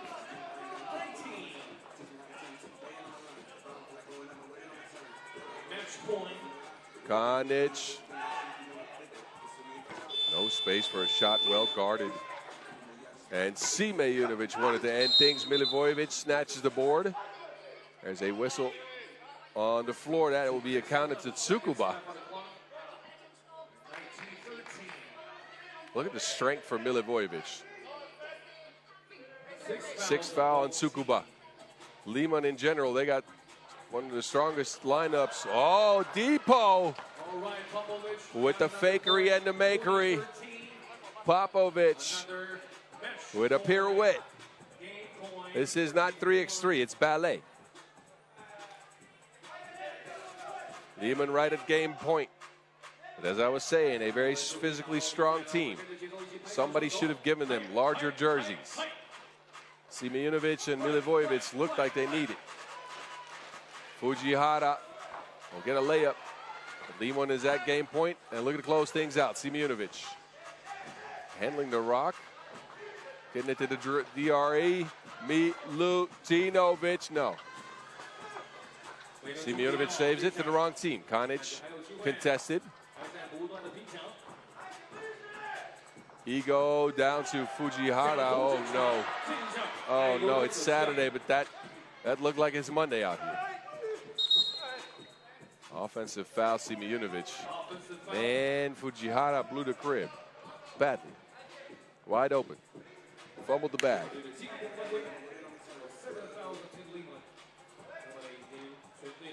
7th foul, Lehman.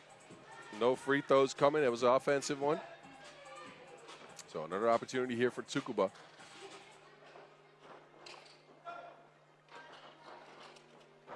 Ego. Working behind the screen. Kenya cannot.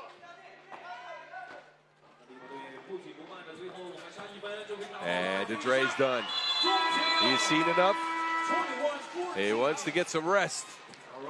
Get those knees on ice. As Andrea Milutinovic closes out the game, 21-14 on a line drive. No one home for Tsukuba to contest him at the rim, and that is all she wrote in this first matchup in pool play. It was Simeonovic to lead Liman yet again. He's got 8 points to lead the way. Balanced effort regardless. Milutinovic the lowest scorer with 2. Milivojevic and Popovic with 5. But it was that physicality that counted again late. The separation came after 6 minutes of play, and Lehman raced to the finish line. You guys enjoy the highlights as we get reset. We will get a second look at Miami, who come in 1-0, and a first gander at a renewed Ulaanbaatar MMC energy. I'm excited. I know you are. I'll see you in a few minutes.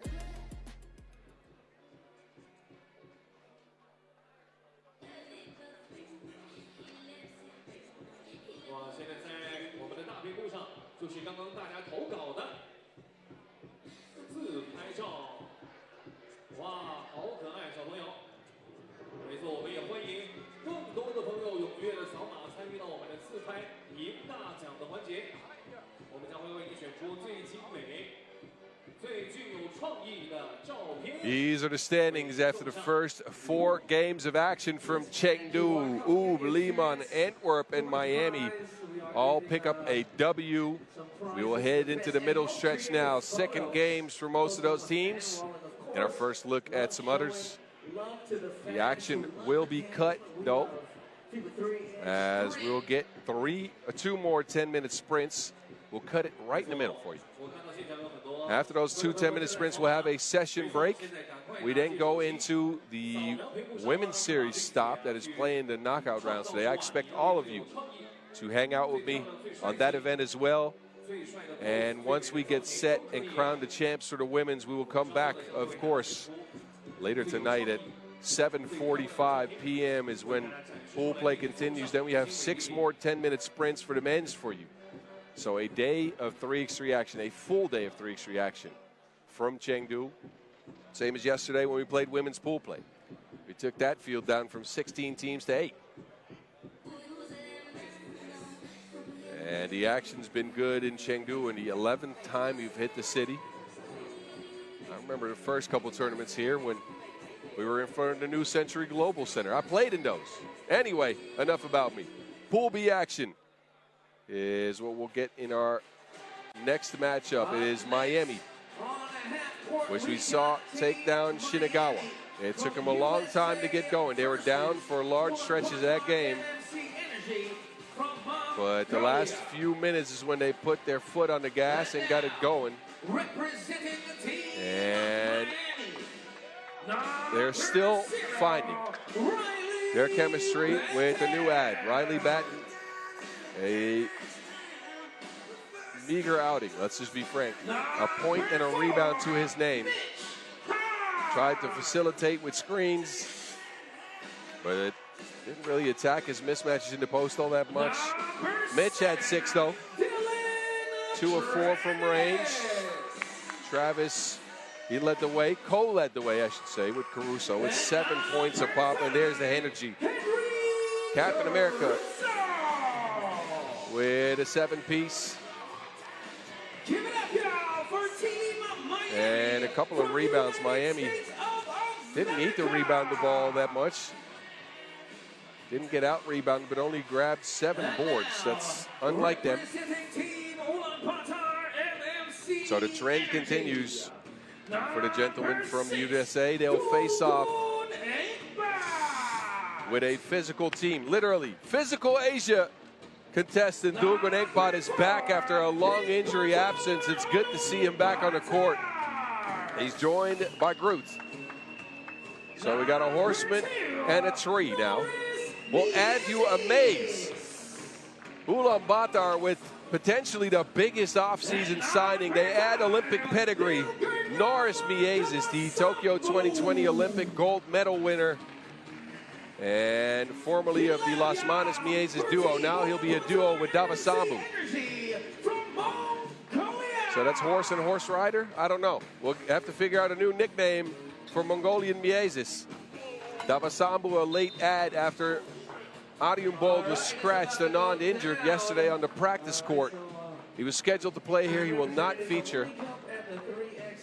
So we will see Dogun Nyam again, who had a great 2025 season statistically. The long-standing member of Team Ulaanbaatar, and of course the Mongolian national team. An improved shooter last year. The energy. He has picked up his scoring slack. Came in averaging 2.7 points per game on the World Tour, but he added a 7-piece in their first game. Miami looking to go 2-0. There is Norris Miezes. Didn't have the best of years last year on the pro circuit, as he was often relegated out of the lineup for Chongming, was where he played. But when he played for the Latvian national team is when he was superb. Really, really, really good with his decisions. Wilson is distributed by him, is shot by him. And he was back to his old self. So let's see what a change of scenery does for him. Moved up north from China to Mongolia. And more focus on the pro circuit here for him this year. Referees in this very interesting matchup. Brigitte Chabaikosh Katu, Alex Talisainen. The ball is ready to go live. And here we go. I think that was our best one yet, bro. Let's go. Travis. They get it to Hahn right away. No space for a shot. Hahn, the midi, pulls up over Dogun Nyam. Miezes in his first contact with the Wilson on Ulaanbaatar. Engpat. I know he worked on that physicality. Come on, he made me watch Physical Asia. It's a dope show. But that was too much on the screen, and a first foul on Ulaanbaatar. We know want to play physical. That's been in their DNA. Caruso. He's got the eagle eye. Miezes turns it over, and Miami back to it. It's Hahn. They can find that flow. They can find that movement in this lineup. Travis shreds the threads. Swishes it, mouthwash. And there goes Dogun Nyam rumbling to the basket.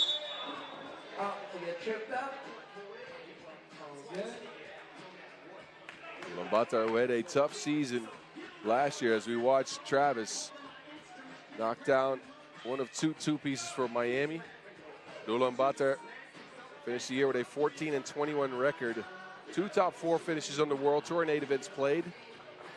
but it dropped out of the top 10. We're in a part of the finals, and Della Travis continues to pour it on. Looking like a magnet to the rim.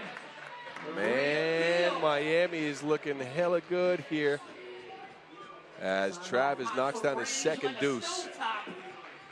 These teams met twice last year. Both of them, Miami wins, but the games are decided by a total of 4 points, so tight games it is. Groot is wiped away, but that is a goaltend.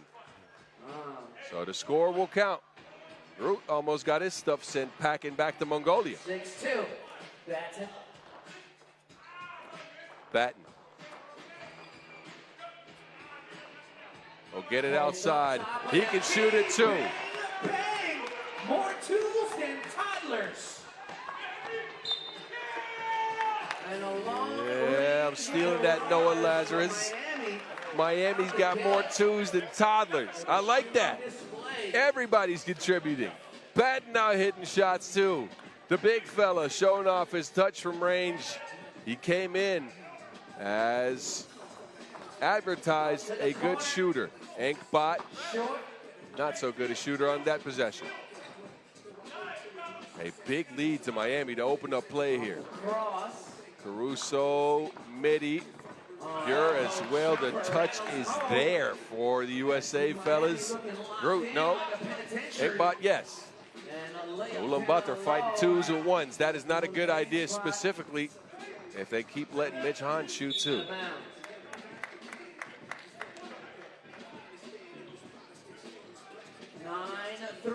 Caruso in his bag for this one. He's got twos, he's got mid-rangers.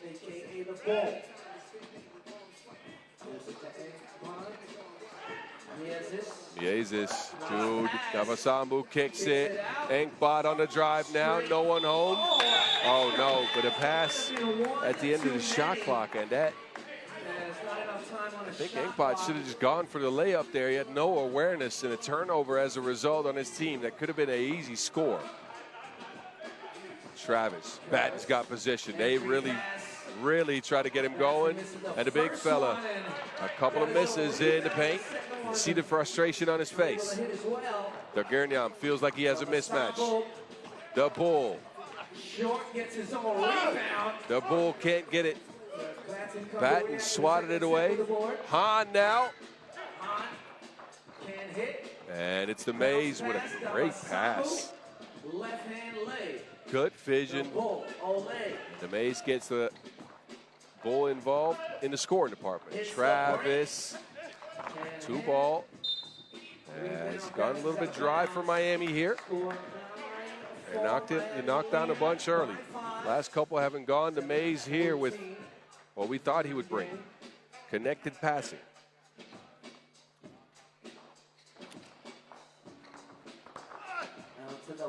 Tavasambu with that signature move.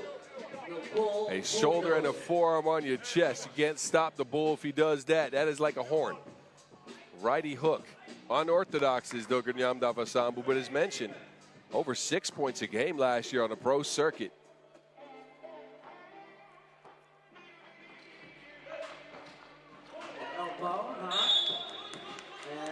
And a whistle now. Third foul on the Mongolians. 3 team fouls for Ulaanbaatar. Miami with 0 team fouls. Caruso, he takes it strong to the cup. Another score for Miami, who have looked much better here today after a subpar opener event last week. Enkbot, the thievery from Travis. And Hahn is now getting to the rack, forcing up a difficult look. It goes down as well. Now he has to deal with a Bull. And you can hear that slap. That was a 5 up top. So the Bull will go to the stripe after this TV timeout. But Miami started this game off strong. A flurry of early twos put the Mongolians behind the 8-ball like MJG. Yeah, you heard that. Relax and take notes. Anyway, Miami is looking quite sharp. Caruso, 4 points. Dillon with 4 as well. Mongolia's offense, the Ulaanbaatar offense that is, has not been crisp. They've missed a bunch of shots. Anyway, if you see the QR code at the bottom of your screen, you know what time it is. Get in the game with us, scan the QR code, and make sure to play the mini games, win some prizes, and maybe get your picture on the big board here. I would love to see some of you try that. As Davasambu gets it to 11-6. Caruso shares it with Hahn. 2 on the shot clock. Hahn, a contested look. Ulaanbaatar's defense held up on that possession. And they go back down to the body shot. Bull sharing with the Mays. Slicing through like a scimitar.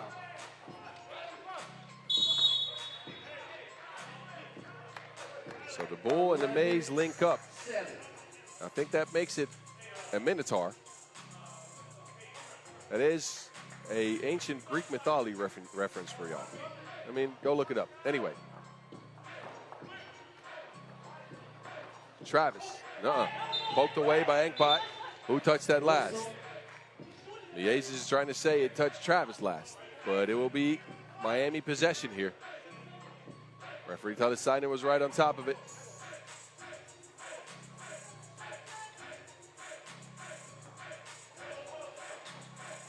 Four left, Caruso rises up yet again. Another two-piece. Man, Miami, they're bringing that two ball to life. Miezis, no. Ulaanbaatar struggling right now under the flurry of outside shots. Their defense not able to contain Miami. Their offense not able to get any easy looks. Batten showing some aggression. Fades, no. He's shown at least now more aggression towards the basket. In their first game, Batten wouldn't post up at all. Even if he had a mismatch, now he's going trying to get his own shot. 5 fouls now on Ulaanbaatar. Miami's at 1 foul. This is the Miami we've grown accustomed to seeing, that we know and we love. They're buzzing, they're humming. Everything is clicking right now. Hahn tries to attack Groot.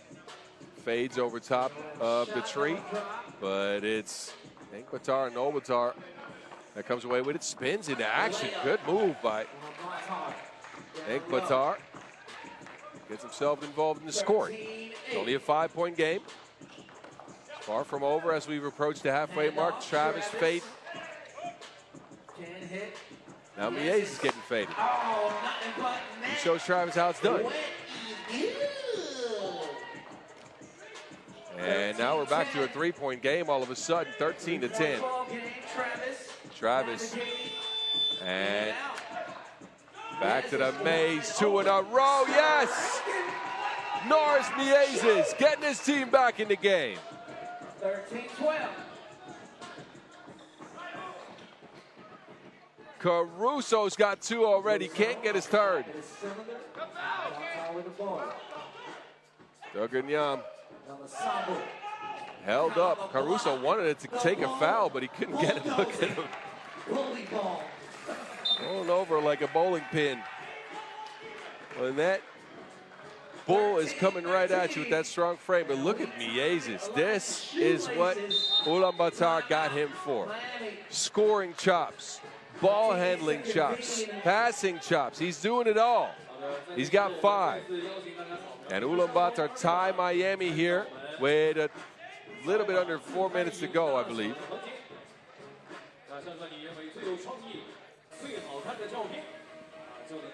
I couldn't see the time, but they are tied. We know that.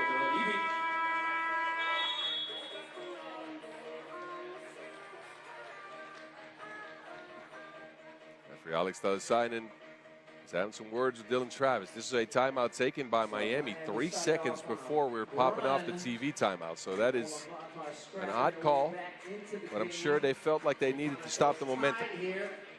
As Ulaanbaatar charged back into this game on a 5-0 run. Hahn The fake. And can't get it to Batten. Uh-oh. Eggbot slices through the defense. In the lane with a left hand lay. And then Miezis with a steal. It's 3-on-2. The Maze kicks it. Eggbot through Travis, and that is an offensive foul. I'm gonna say hit him with the shoulder. Put a shoulder right through his chest.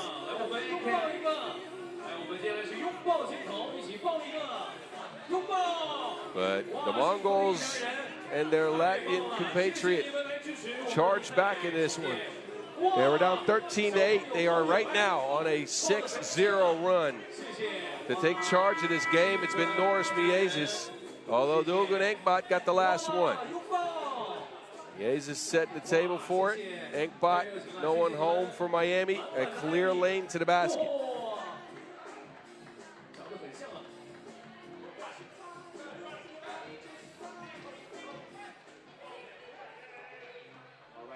To the game.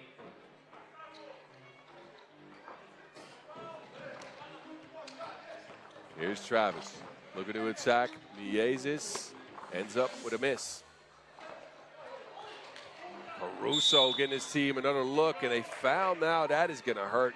Ulaanbaatar hitting the bonus, and we'll put Henry Caruso on the line for two. Miezis there reaching in the cookie jar. Comes away disappointed, as Miami now with a chance to get back. And they tie it up. We tied once again.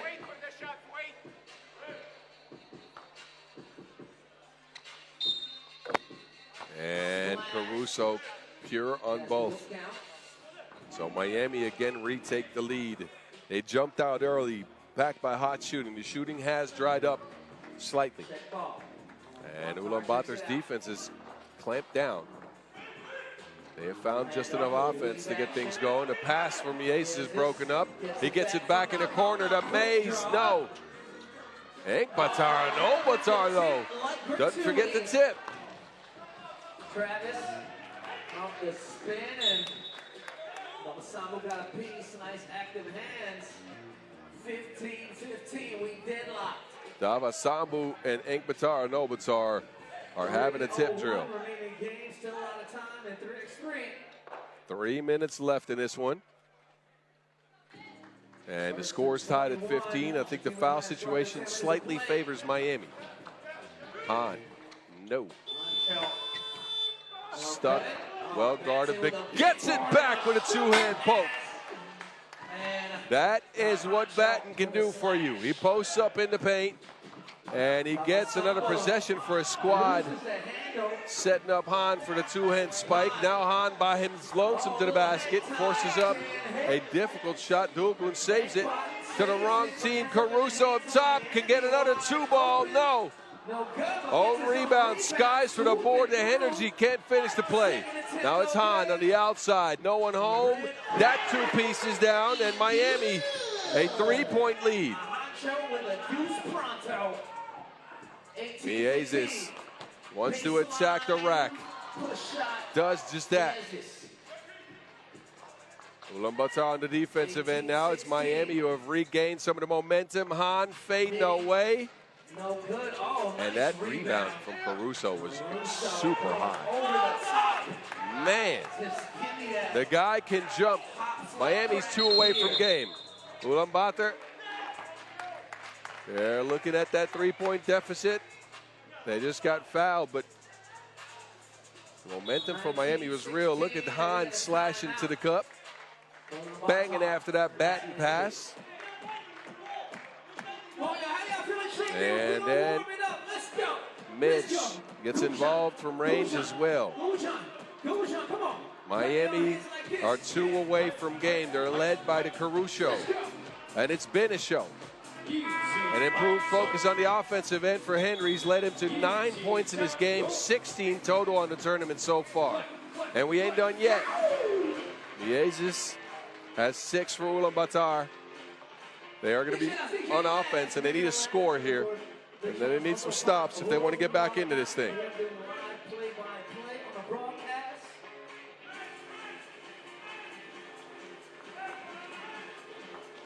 Ankbot. Wide right.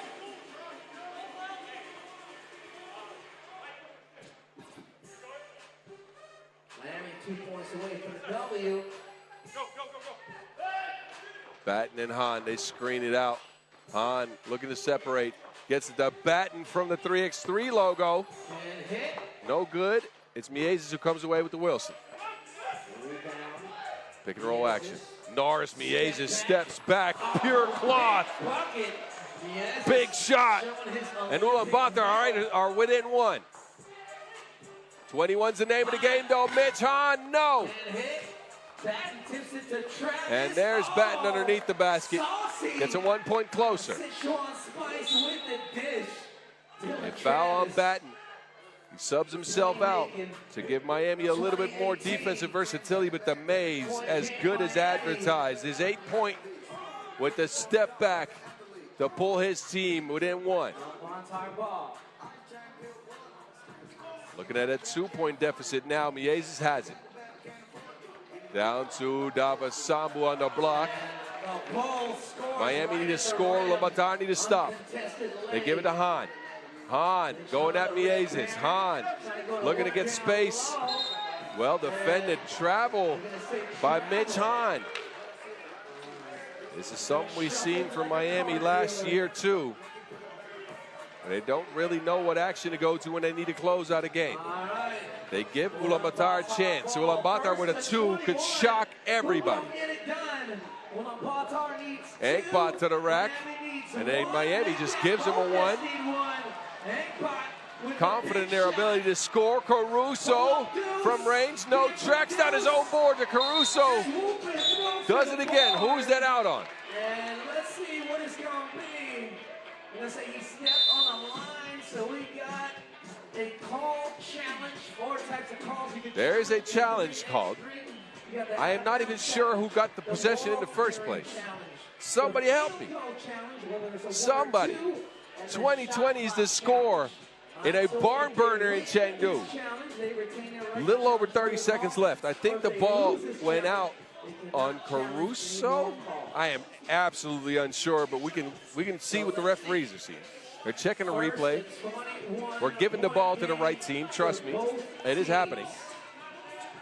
And whoever gets the rock here has a big, big chance to win a game that is tied after 9.5 minutes of play.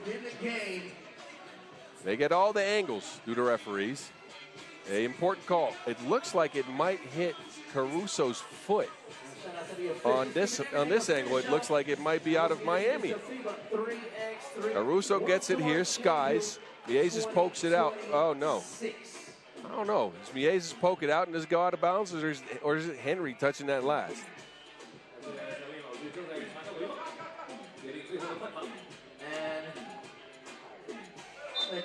Challenge is lost. Ulaanbaatar will get possession. They can win it with a score here. Davasambu's on the bench. They go with Ulaanbaatar, Miezes, and Ankbot. I'm sure we know where they're going to give the ball to. Ankbot first. They get it to Groot. Groot on the drive. There's Miezes. It takes a long time to develop. It's poked away by Hahn. Good defense, Miami. Travis now to Caruso, to Dilla. Travis for 2. It's way down and off the mark. An offensive rebound by Hahn is out of the question. So the Mongolians will get another try here.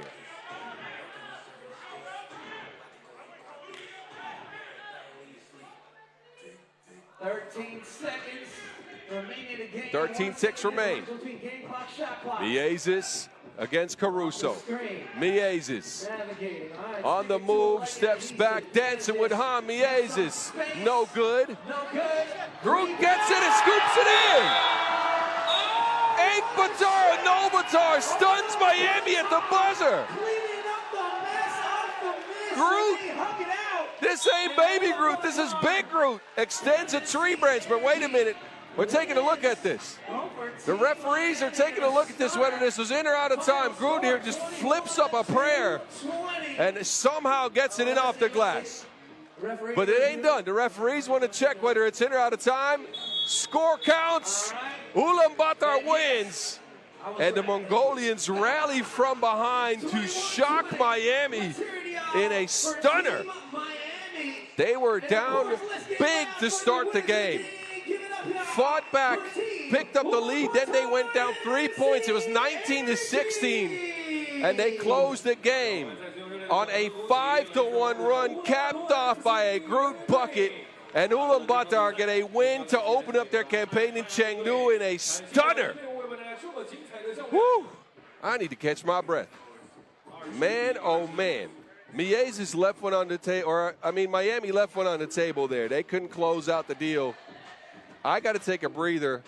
Enjoy the highlights. We got one more game for you before we move our attention to the women's. And I'll get you sorted on all of that. Oob and Deching up in a couple of minutes here after this incredible barn burner of a game.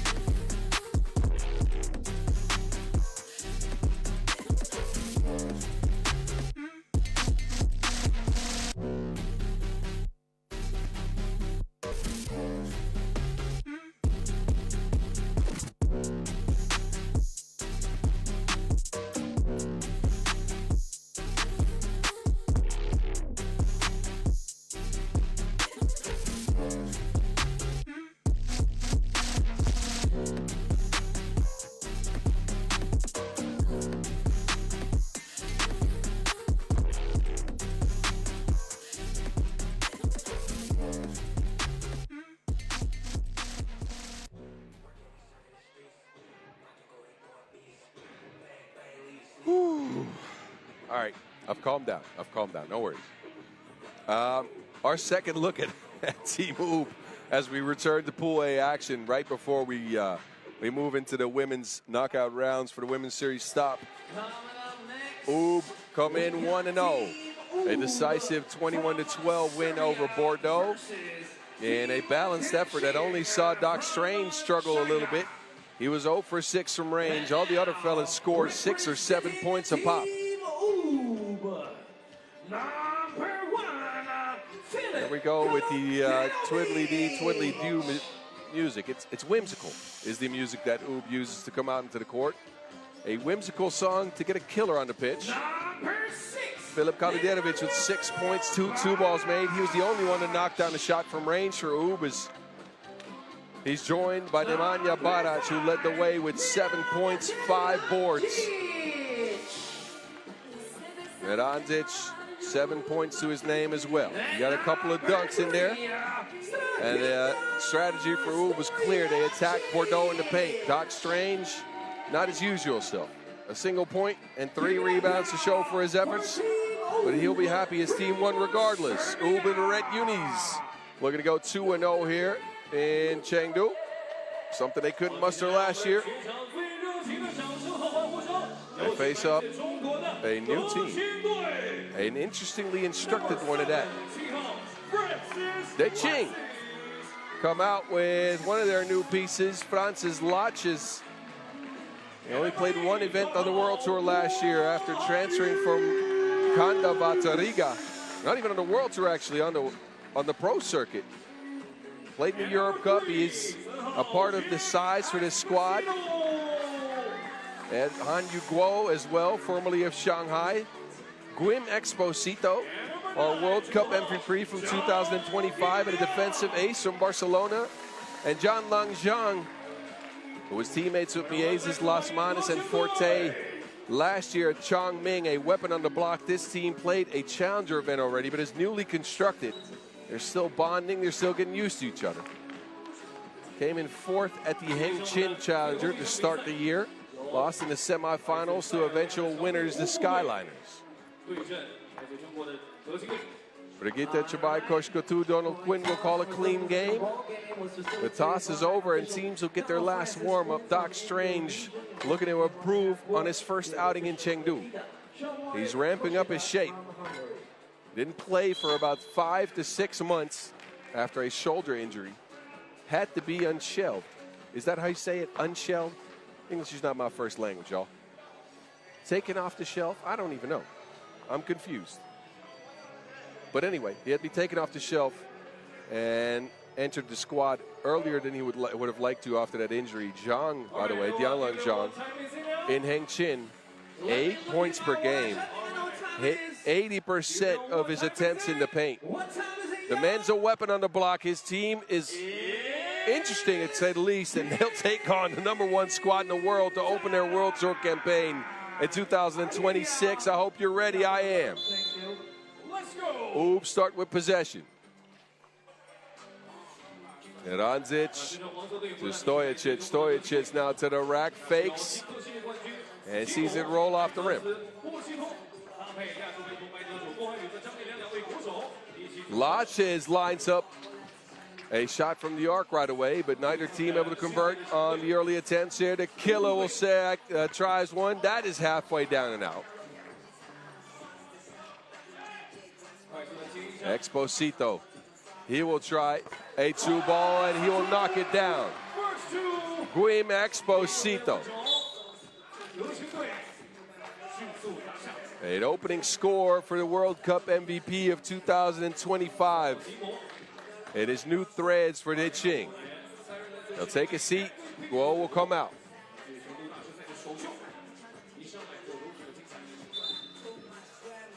And Laches, he said sorry as it was happening. Didn't bounce the ball that well to Barac. Gets a warning for delay of game. Kaluderovic, same spot, a different result. You heard it. Blau.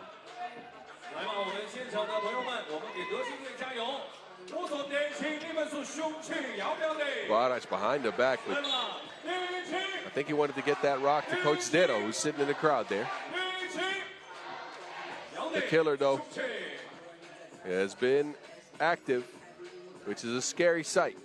The killer on the loose with his third two-piece of the tournament.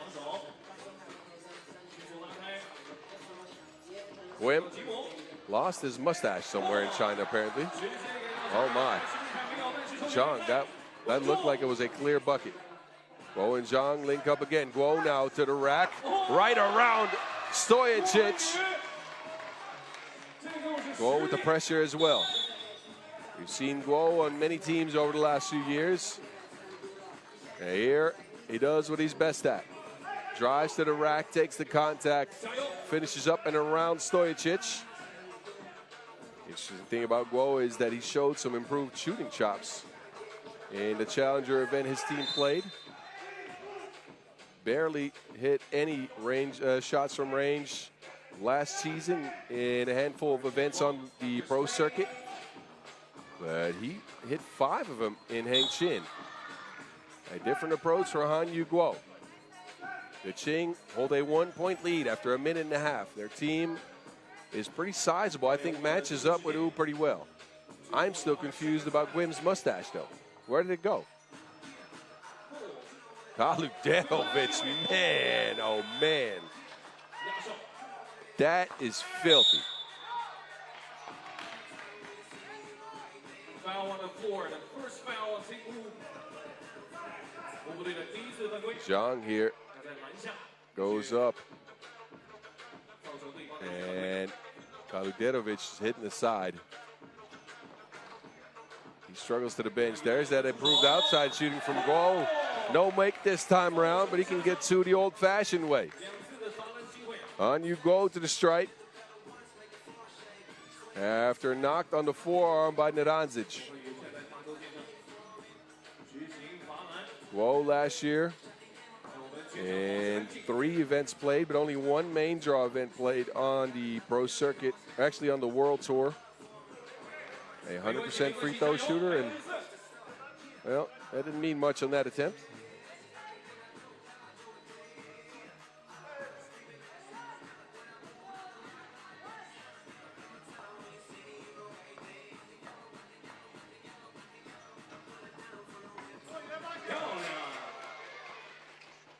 Guo will secure his team point. Lach is out of the play. It's 3-on-2. Barac takes advantage but misses the layup. A lot of physicality on the play. No call. Laches. And Zhang with a big bucket. Flex on him. Laches with a wide miss, but Jianlang Zhang comes in and secures a point and will head to the free throw line.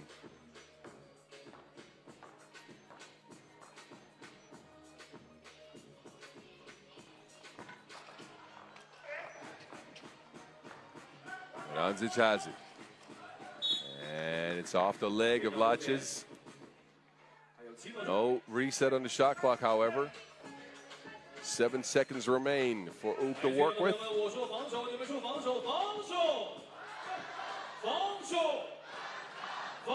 Ranzic from Stojicic. And it's 5-4. Gwim on the move. Gwim. A pass in the crowd to Zhang. And another foul on Oob, who are now already at 4. They are not able to get physical with the Qing somehow. This is a team that can pressure you out of possessions, but Oob right now are just expending a lot of fouls. And Qing matching that physicality. They match up size-wise, as mentioned. And Jianlang Zhang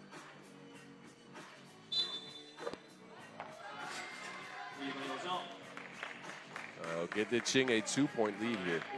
6-4. 2.5 minutes in. And referee Brigitte is already telling Guo and Box to calm down. So I think that Qing is trying to match physicality here. Ranzic, no. Eliminator, not been good for 2 in this tournament so far. 0 for 3. All right, Bogdan, I hear you, and I see you too. Back to the action we go. Stojicic out to Barac. And man, I don't know if y'all are seeing what I'm seeing, but the 2-ball for Oob is just not come around today. Kalodirovic has won in this game, but they only have 3 makes on 18 attempts so far in 2 games of action. Whoa. He will pull up and is off the mark. Ranzic wide open. Barac can't get it to him. Has to shoot. That helps the percentages. That does help the percentages.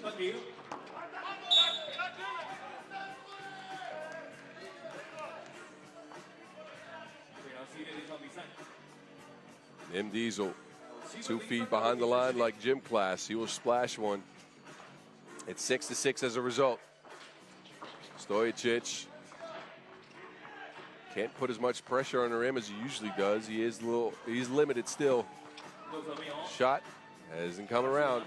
0 for 7. Oh, Barac with a flurry of fakes, but Lach is right there. Take that home, Brate.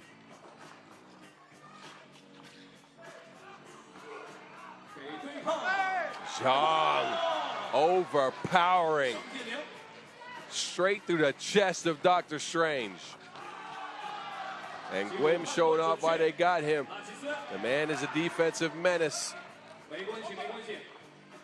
Another deflection by Gwim. It'll end up a foul. On the floor. Strange tried to shoot it and get himself a couple of free throws. That didn't work. First TV timeout. And then Qing here with a 1-point lead. And what appeared to be a battle in favor of Oob. But Laches here showing off why Qing is close. Their defense has been superb. And then Jianlang Zhang is scoring to the basket. He leads the way with 3 points. And Qing's gotten himself a couple of extra possessions through steals like that as well. This is a defensive unit. They go up against one of the world's best offensive units and one of the world's best defensive units. And Oob, they're the world's #1 team. What do you expect?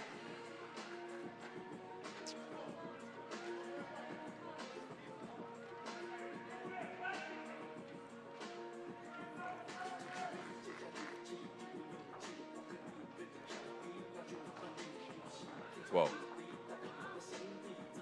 Whoa. We mentioned his improved shooting. Not showing so far. Barac showing off the touch again. Can't get to the rack, but on the fadeaway, he'll be all right. Guo is hit with a foul.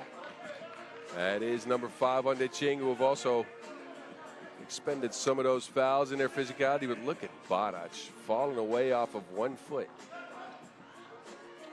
It's not Nim Diesel, it's Nimble Diesel. Anyway, Strange has got some nimbleness to him as well. Guo will continue to fire him up. Not found the bottom of the net yet. Ooh, now in the lead. They leave the Lemonator open. And he's off the mark. Weem comes away with it. Zhang's open in the paint. It's broken up, but a foul called.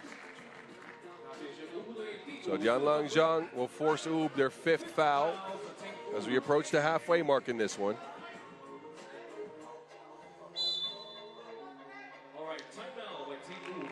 Neither team able to find a lot of offense, specifically from outside of the arc. Oob hold a 1-point lead now. They want a timeout. They want to talk things over. They can't get the mismatches they want. They've also not gotten the shooting they want. That is what worked. Strange to the rack. Using that rangy frame to get a shot down.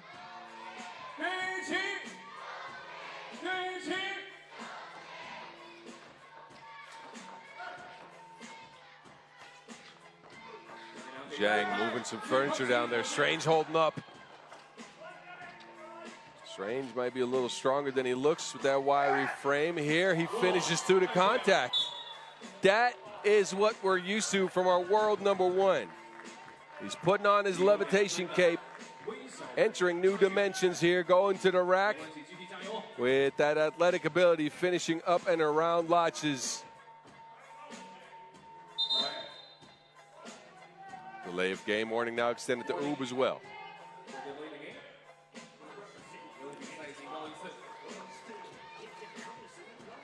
Weem to Francis, Lotches, no Guodo there to clean up the mess. Speeds in for a quick bucket.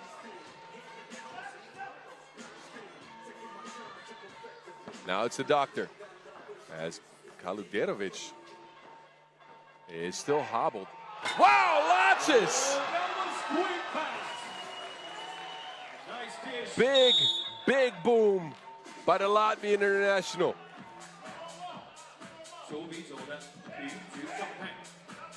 This is as beautiful as a James Blunt song. The connection between Exposito and Losses leading to the Yam in a 9-9 contest. As mentioned, Kaluderovic seemed to be getting hit earlier. He hasn't been back on the court. He has now walked away from the court, potentially to get warmed up. I am not sure. I'll keep you posted. But Oob with 3 for now. They hold up against the Ching. Wow, Strange to the ground after Lotches hits him. Lotches laces him up, but no make at the end of it.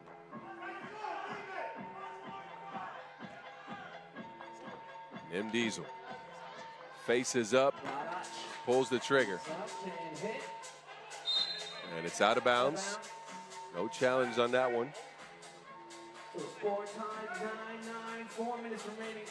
4 minutes exactly remain in the game. The Ching will have the rock here in a tied game. A technical assessed here as Strange, a second weird bounce on the check ball. That is a delay of game technical. So mental mistakes here for Oob. Will get Kaluderovic back. He came back on the court. I'm not sure where he went, but he's here.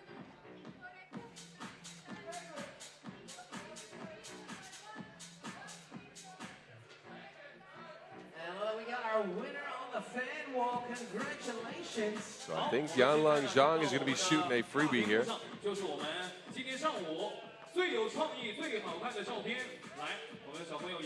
Zhang, a 92% free throw shooter in 2025.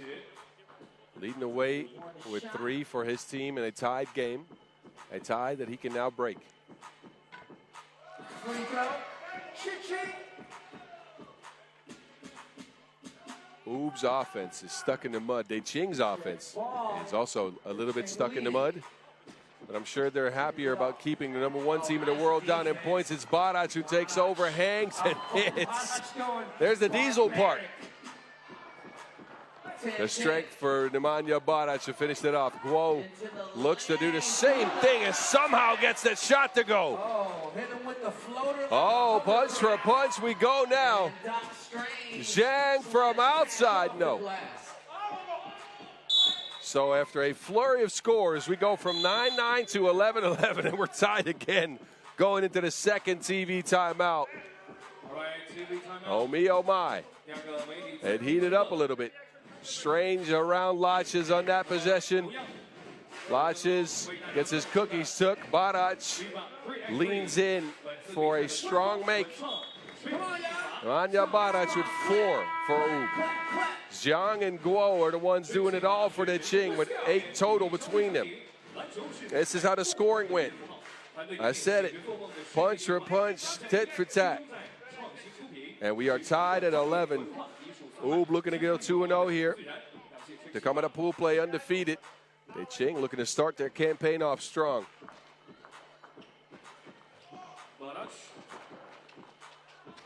They're not quiet so far, but gets back in the scoring department. Wim gets it to Zhang. Zhang is seemed like held up, but no call. He's upset about it. The Qing is trying to attack Dr. Strange with Yanlang Zhang, but Strange is held up on a couple of these possessions now. In this case, pulls the chair on Zhang. And it leads to a Oob possession. Oob still without Kaluderovic. Nenad lefty lay. Coming alive in the last minute or so. Guo and Nenad pokes it out. A deflection.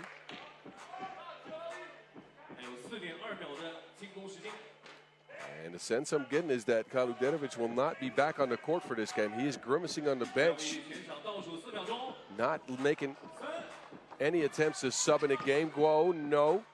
Wim, also no. So now the Qing struggling to find some offense. Ooh, playing with 3. There's Kaluderovic. You can see the grimace on his face. He's holding his side. He's hurting. Barac, another one of those right-hand finishes. They Qing now get it to Latches, overshooting a pass. Too much heat on that. Oob taking control of the game here. Stojacic kicks in, the Lemonator.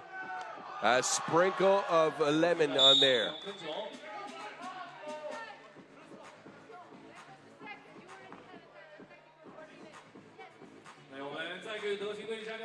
Every dish needs some lemon juice, and the Nod provides it from 2. 16-11 Oob all of a sudden, but a foul will put Yanlang Zhang on the line. Another technical on Oob. That's the second of this game. A lot of mental miscues by a team that you normally see even-keeled, steady. Normally don't see that many emotions from them, and in this one they've been, well, sloppy. I'll say it frankly. Anyway, that was the second technical of delay of game, I guess. Strange. They get a good stop here. Doc Strange from range. And the rebounding game's been Oob's. Exposito reaches in. Knocks it out of bounds, but to his chagrin is called for a foul. He'll get a warning for his behaviors. This is what happened. He straight smacked the Wilson. He's upset. See, there's a semblance of that mustache left, but not much. We're used to seeing some more luscious hairs. Now, we're going to take a look at it, apparently.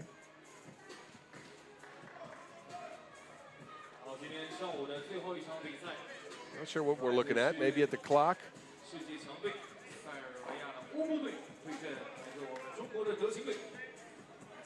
非常激烈的一场比赛。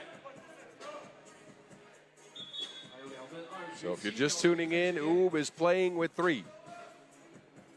Nenad Naranjic is on the stripe. He'll get a couple of free throws, but Oob has lost the killer, Filip Kaluderovic, to what seems like an injury in this game. Meanwhile, Dr. Strange and Guim Exposito are having some words for each other. Exposito talking to Strange from the bench. So no love lost between these teams so far. Oob are gutting it out. After losing Kaluderovic, we'll get you updated on this situation as we know more. But Nenad, 2 freebies, and now a large lead for the world's #1 team. Yiqing's offense has struggled. Guo with the speed to the rack around the Nenad. That is what they needed. The boys in yellow get a score. Still looking at 5 down. Nenad going to town. With the foul situation as is, nothing that Ching can do when the Lemonator puts his chrome dome down and gets to the rack.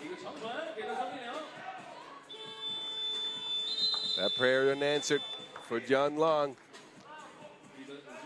And it looks like Ching is running out of gas after a good first 6 minutes in this game. Their defense, so, has led up against the pressure that Oob can put on the basket. Nenad, and that 2 balls still missing. It is not there for Oob. They have done everything else right. Nenad has delivered. Came alive here and has scored the last 7 for his team. Exposito slides to the rack. Stojic. Now he'll get one. That man is smoother than Froyo. How? Back to the basket, right hand from the left side, over his head. And Ching see Oob get close to the game time. They'll get a score here. But Oob can close it out. Go 2-0. Strange, no. And we'll have to wait. No look dish. Exquisite. That was some paella from Exposito. Nenad looking to end things against Zhang. And Zhang, with his acting, gives Nenad another look. He got hit on the nose and was complaining so much that the Lemonator could finish out play with an offensive rebound. A 9-piece for Nenad Naranjic after not scoring more than a point for the first couple of minutes. Look at this. He does hit Zhang in the chops there.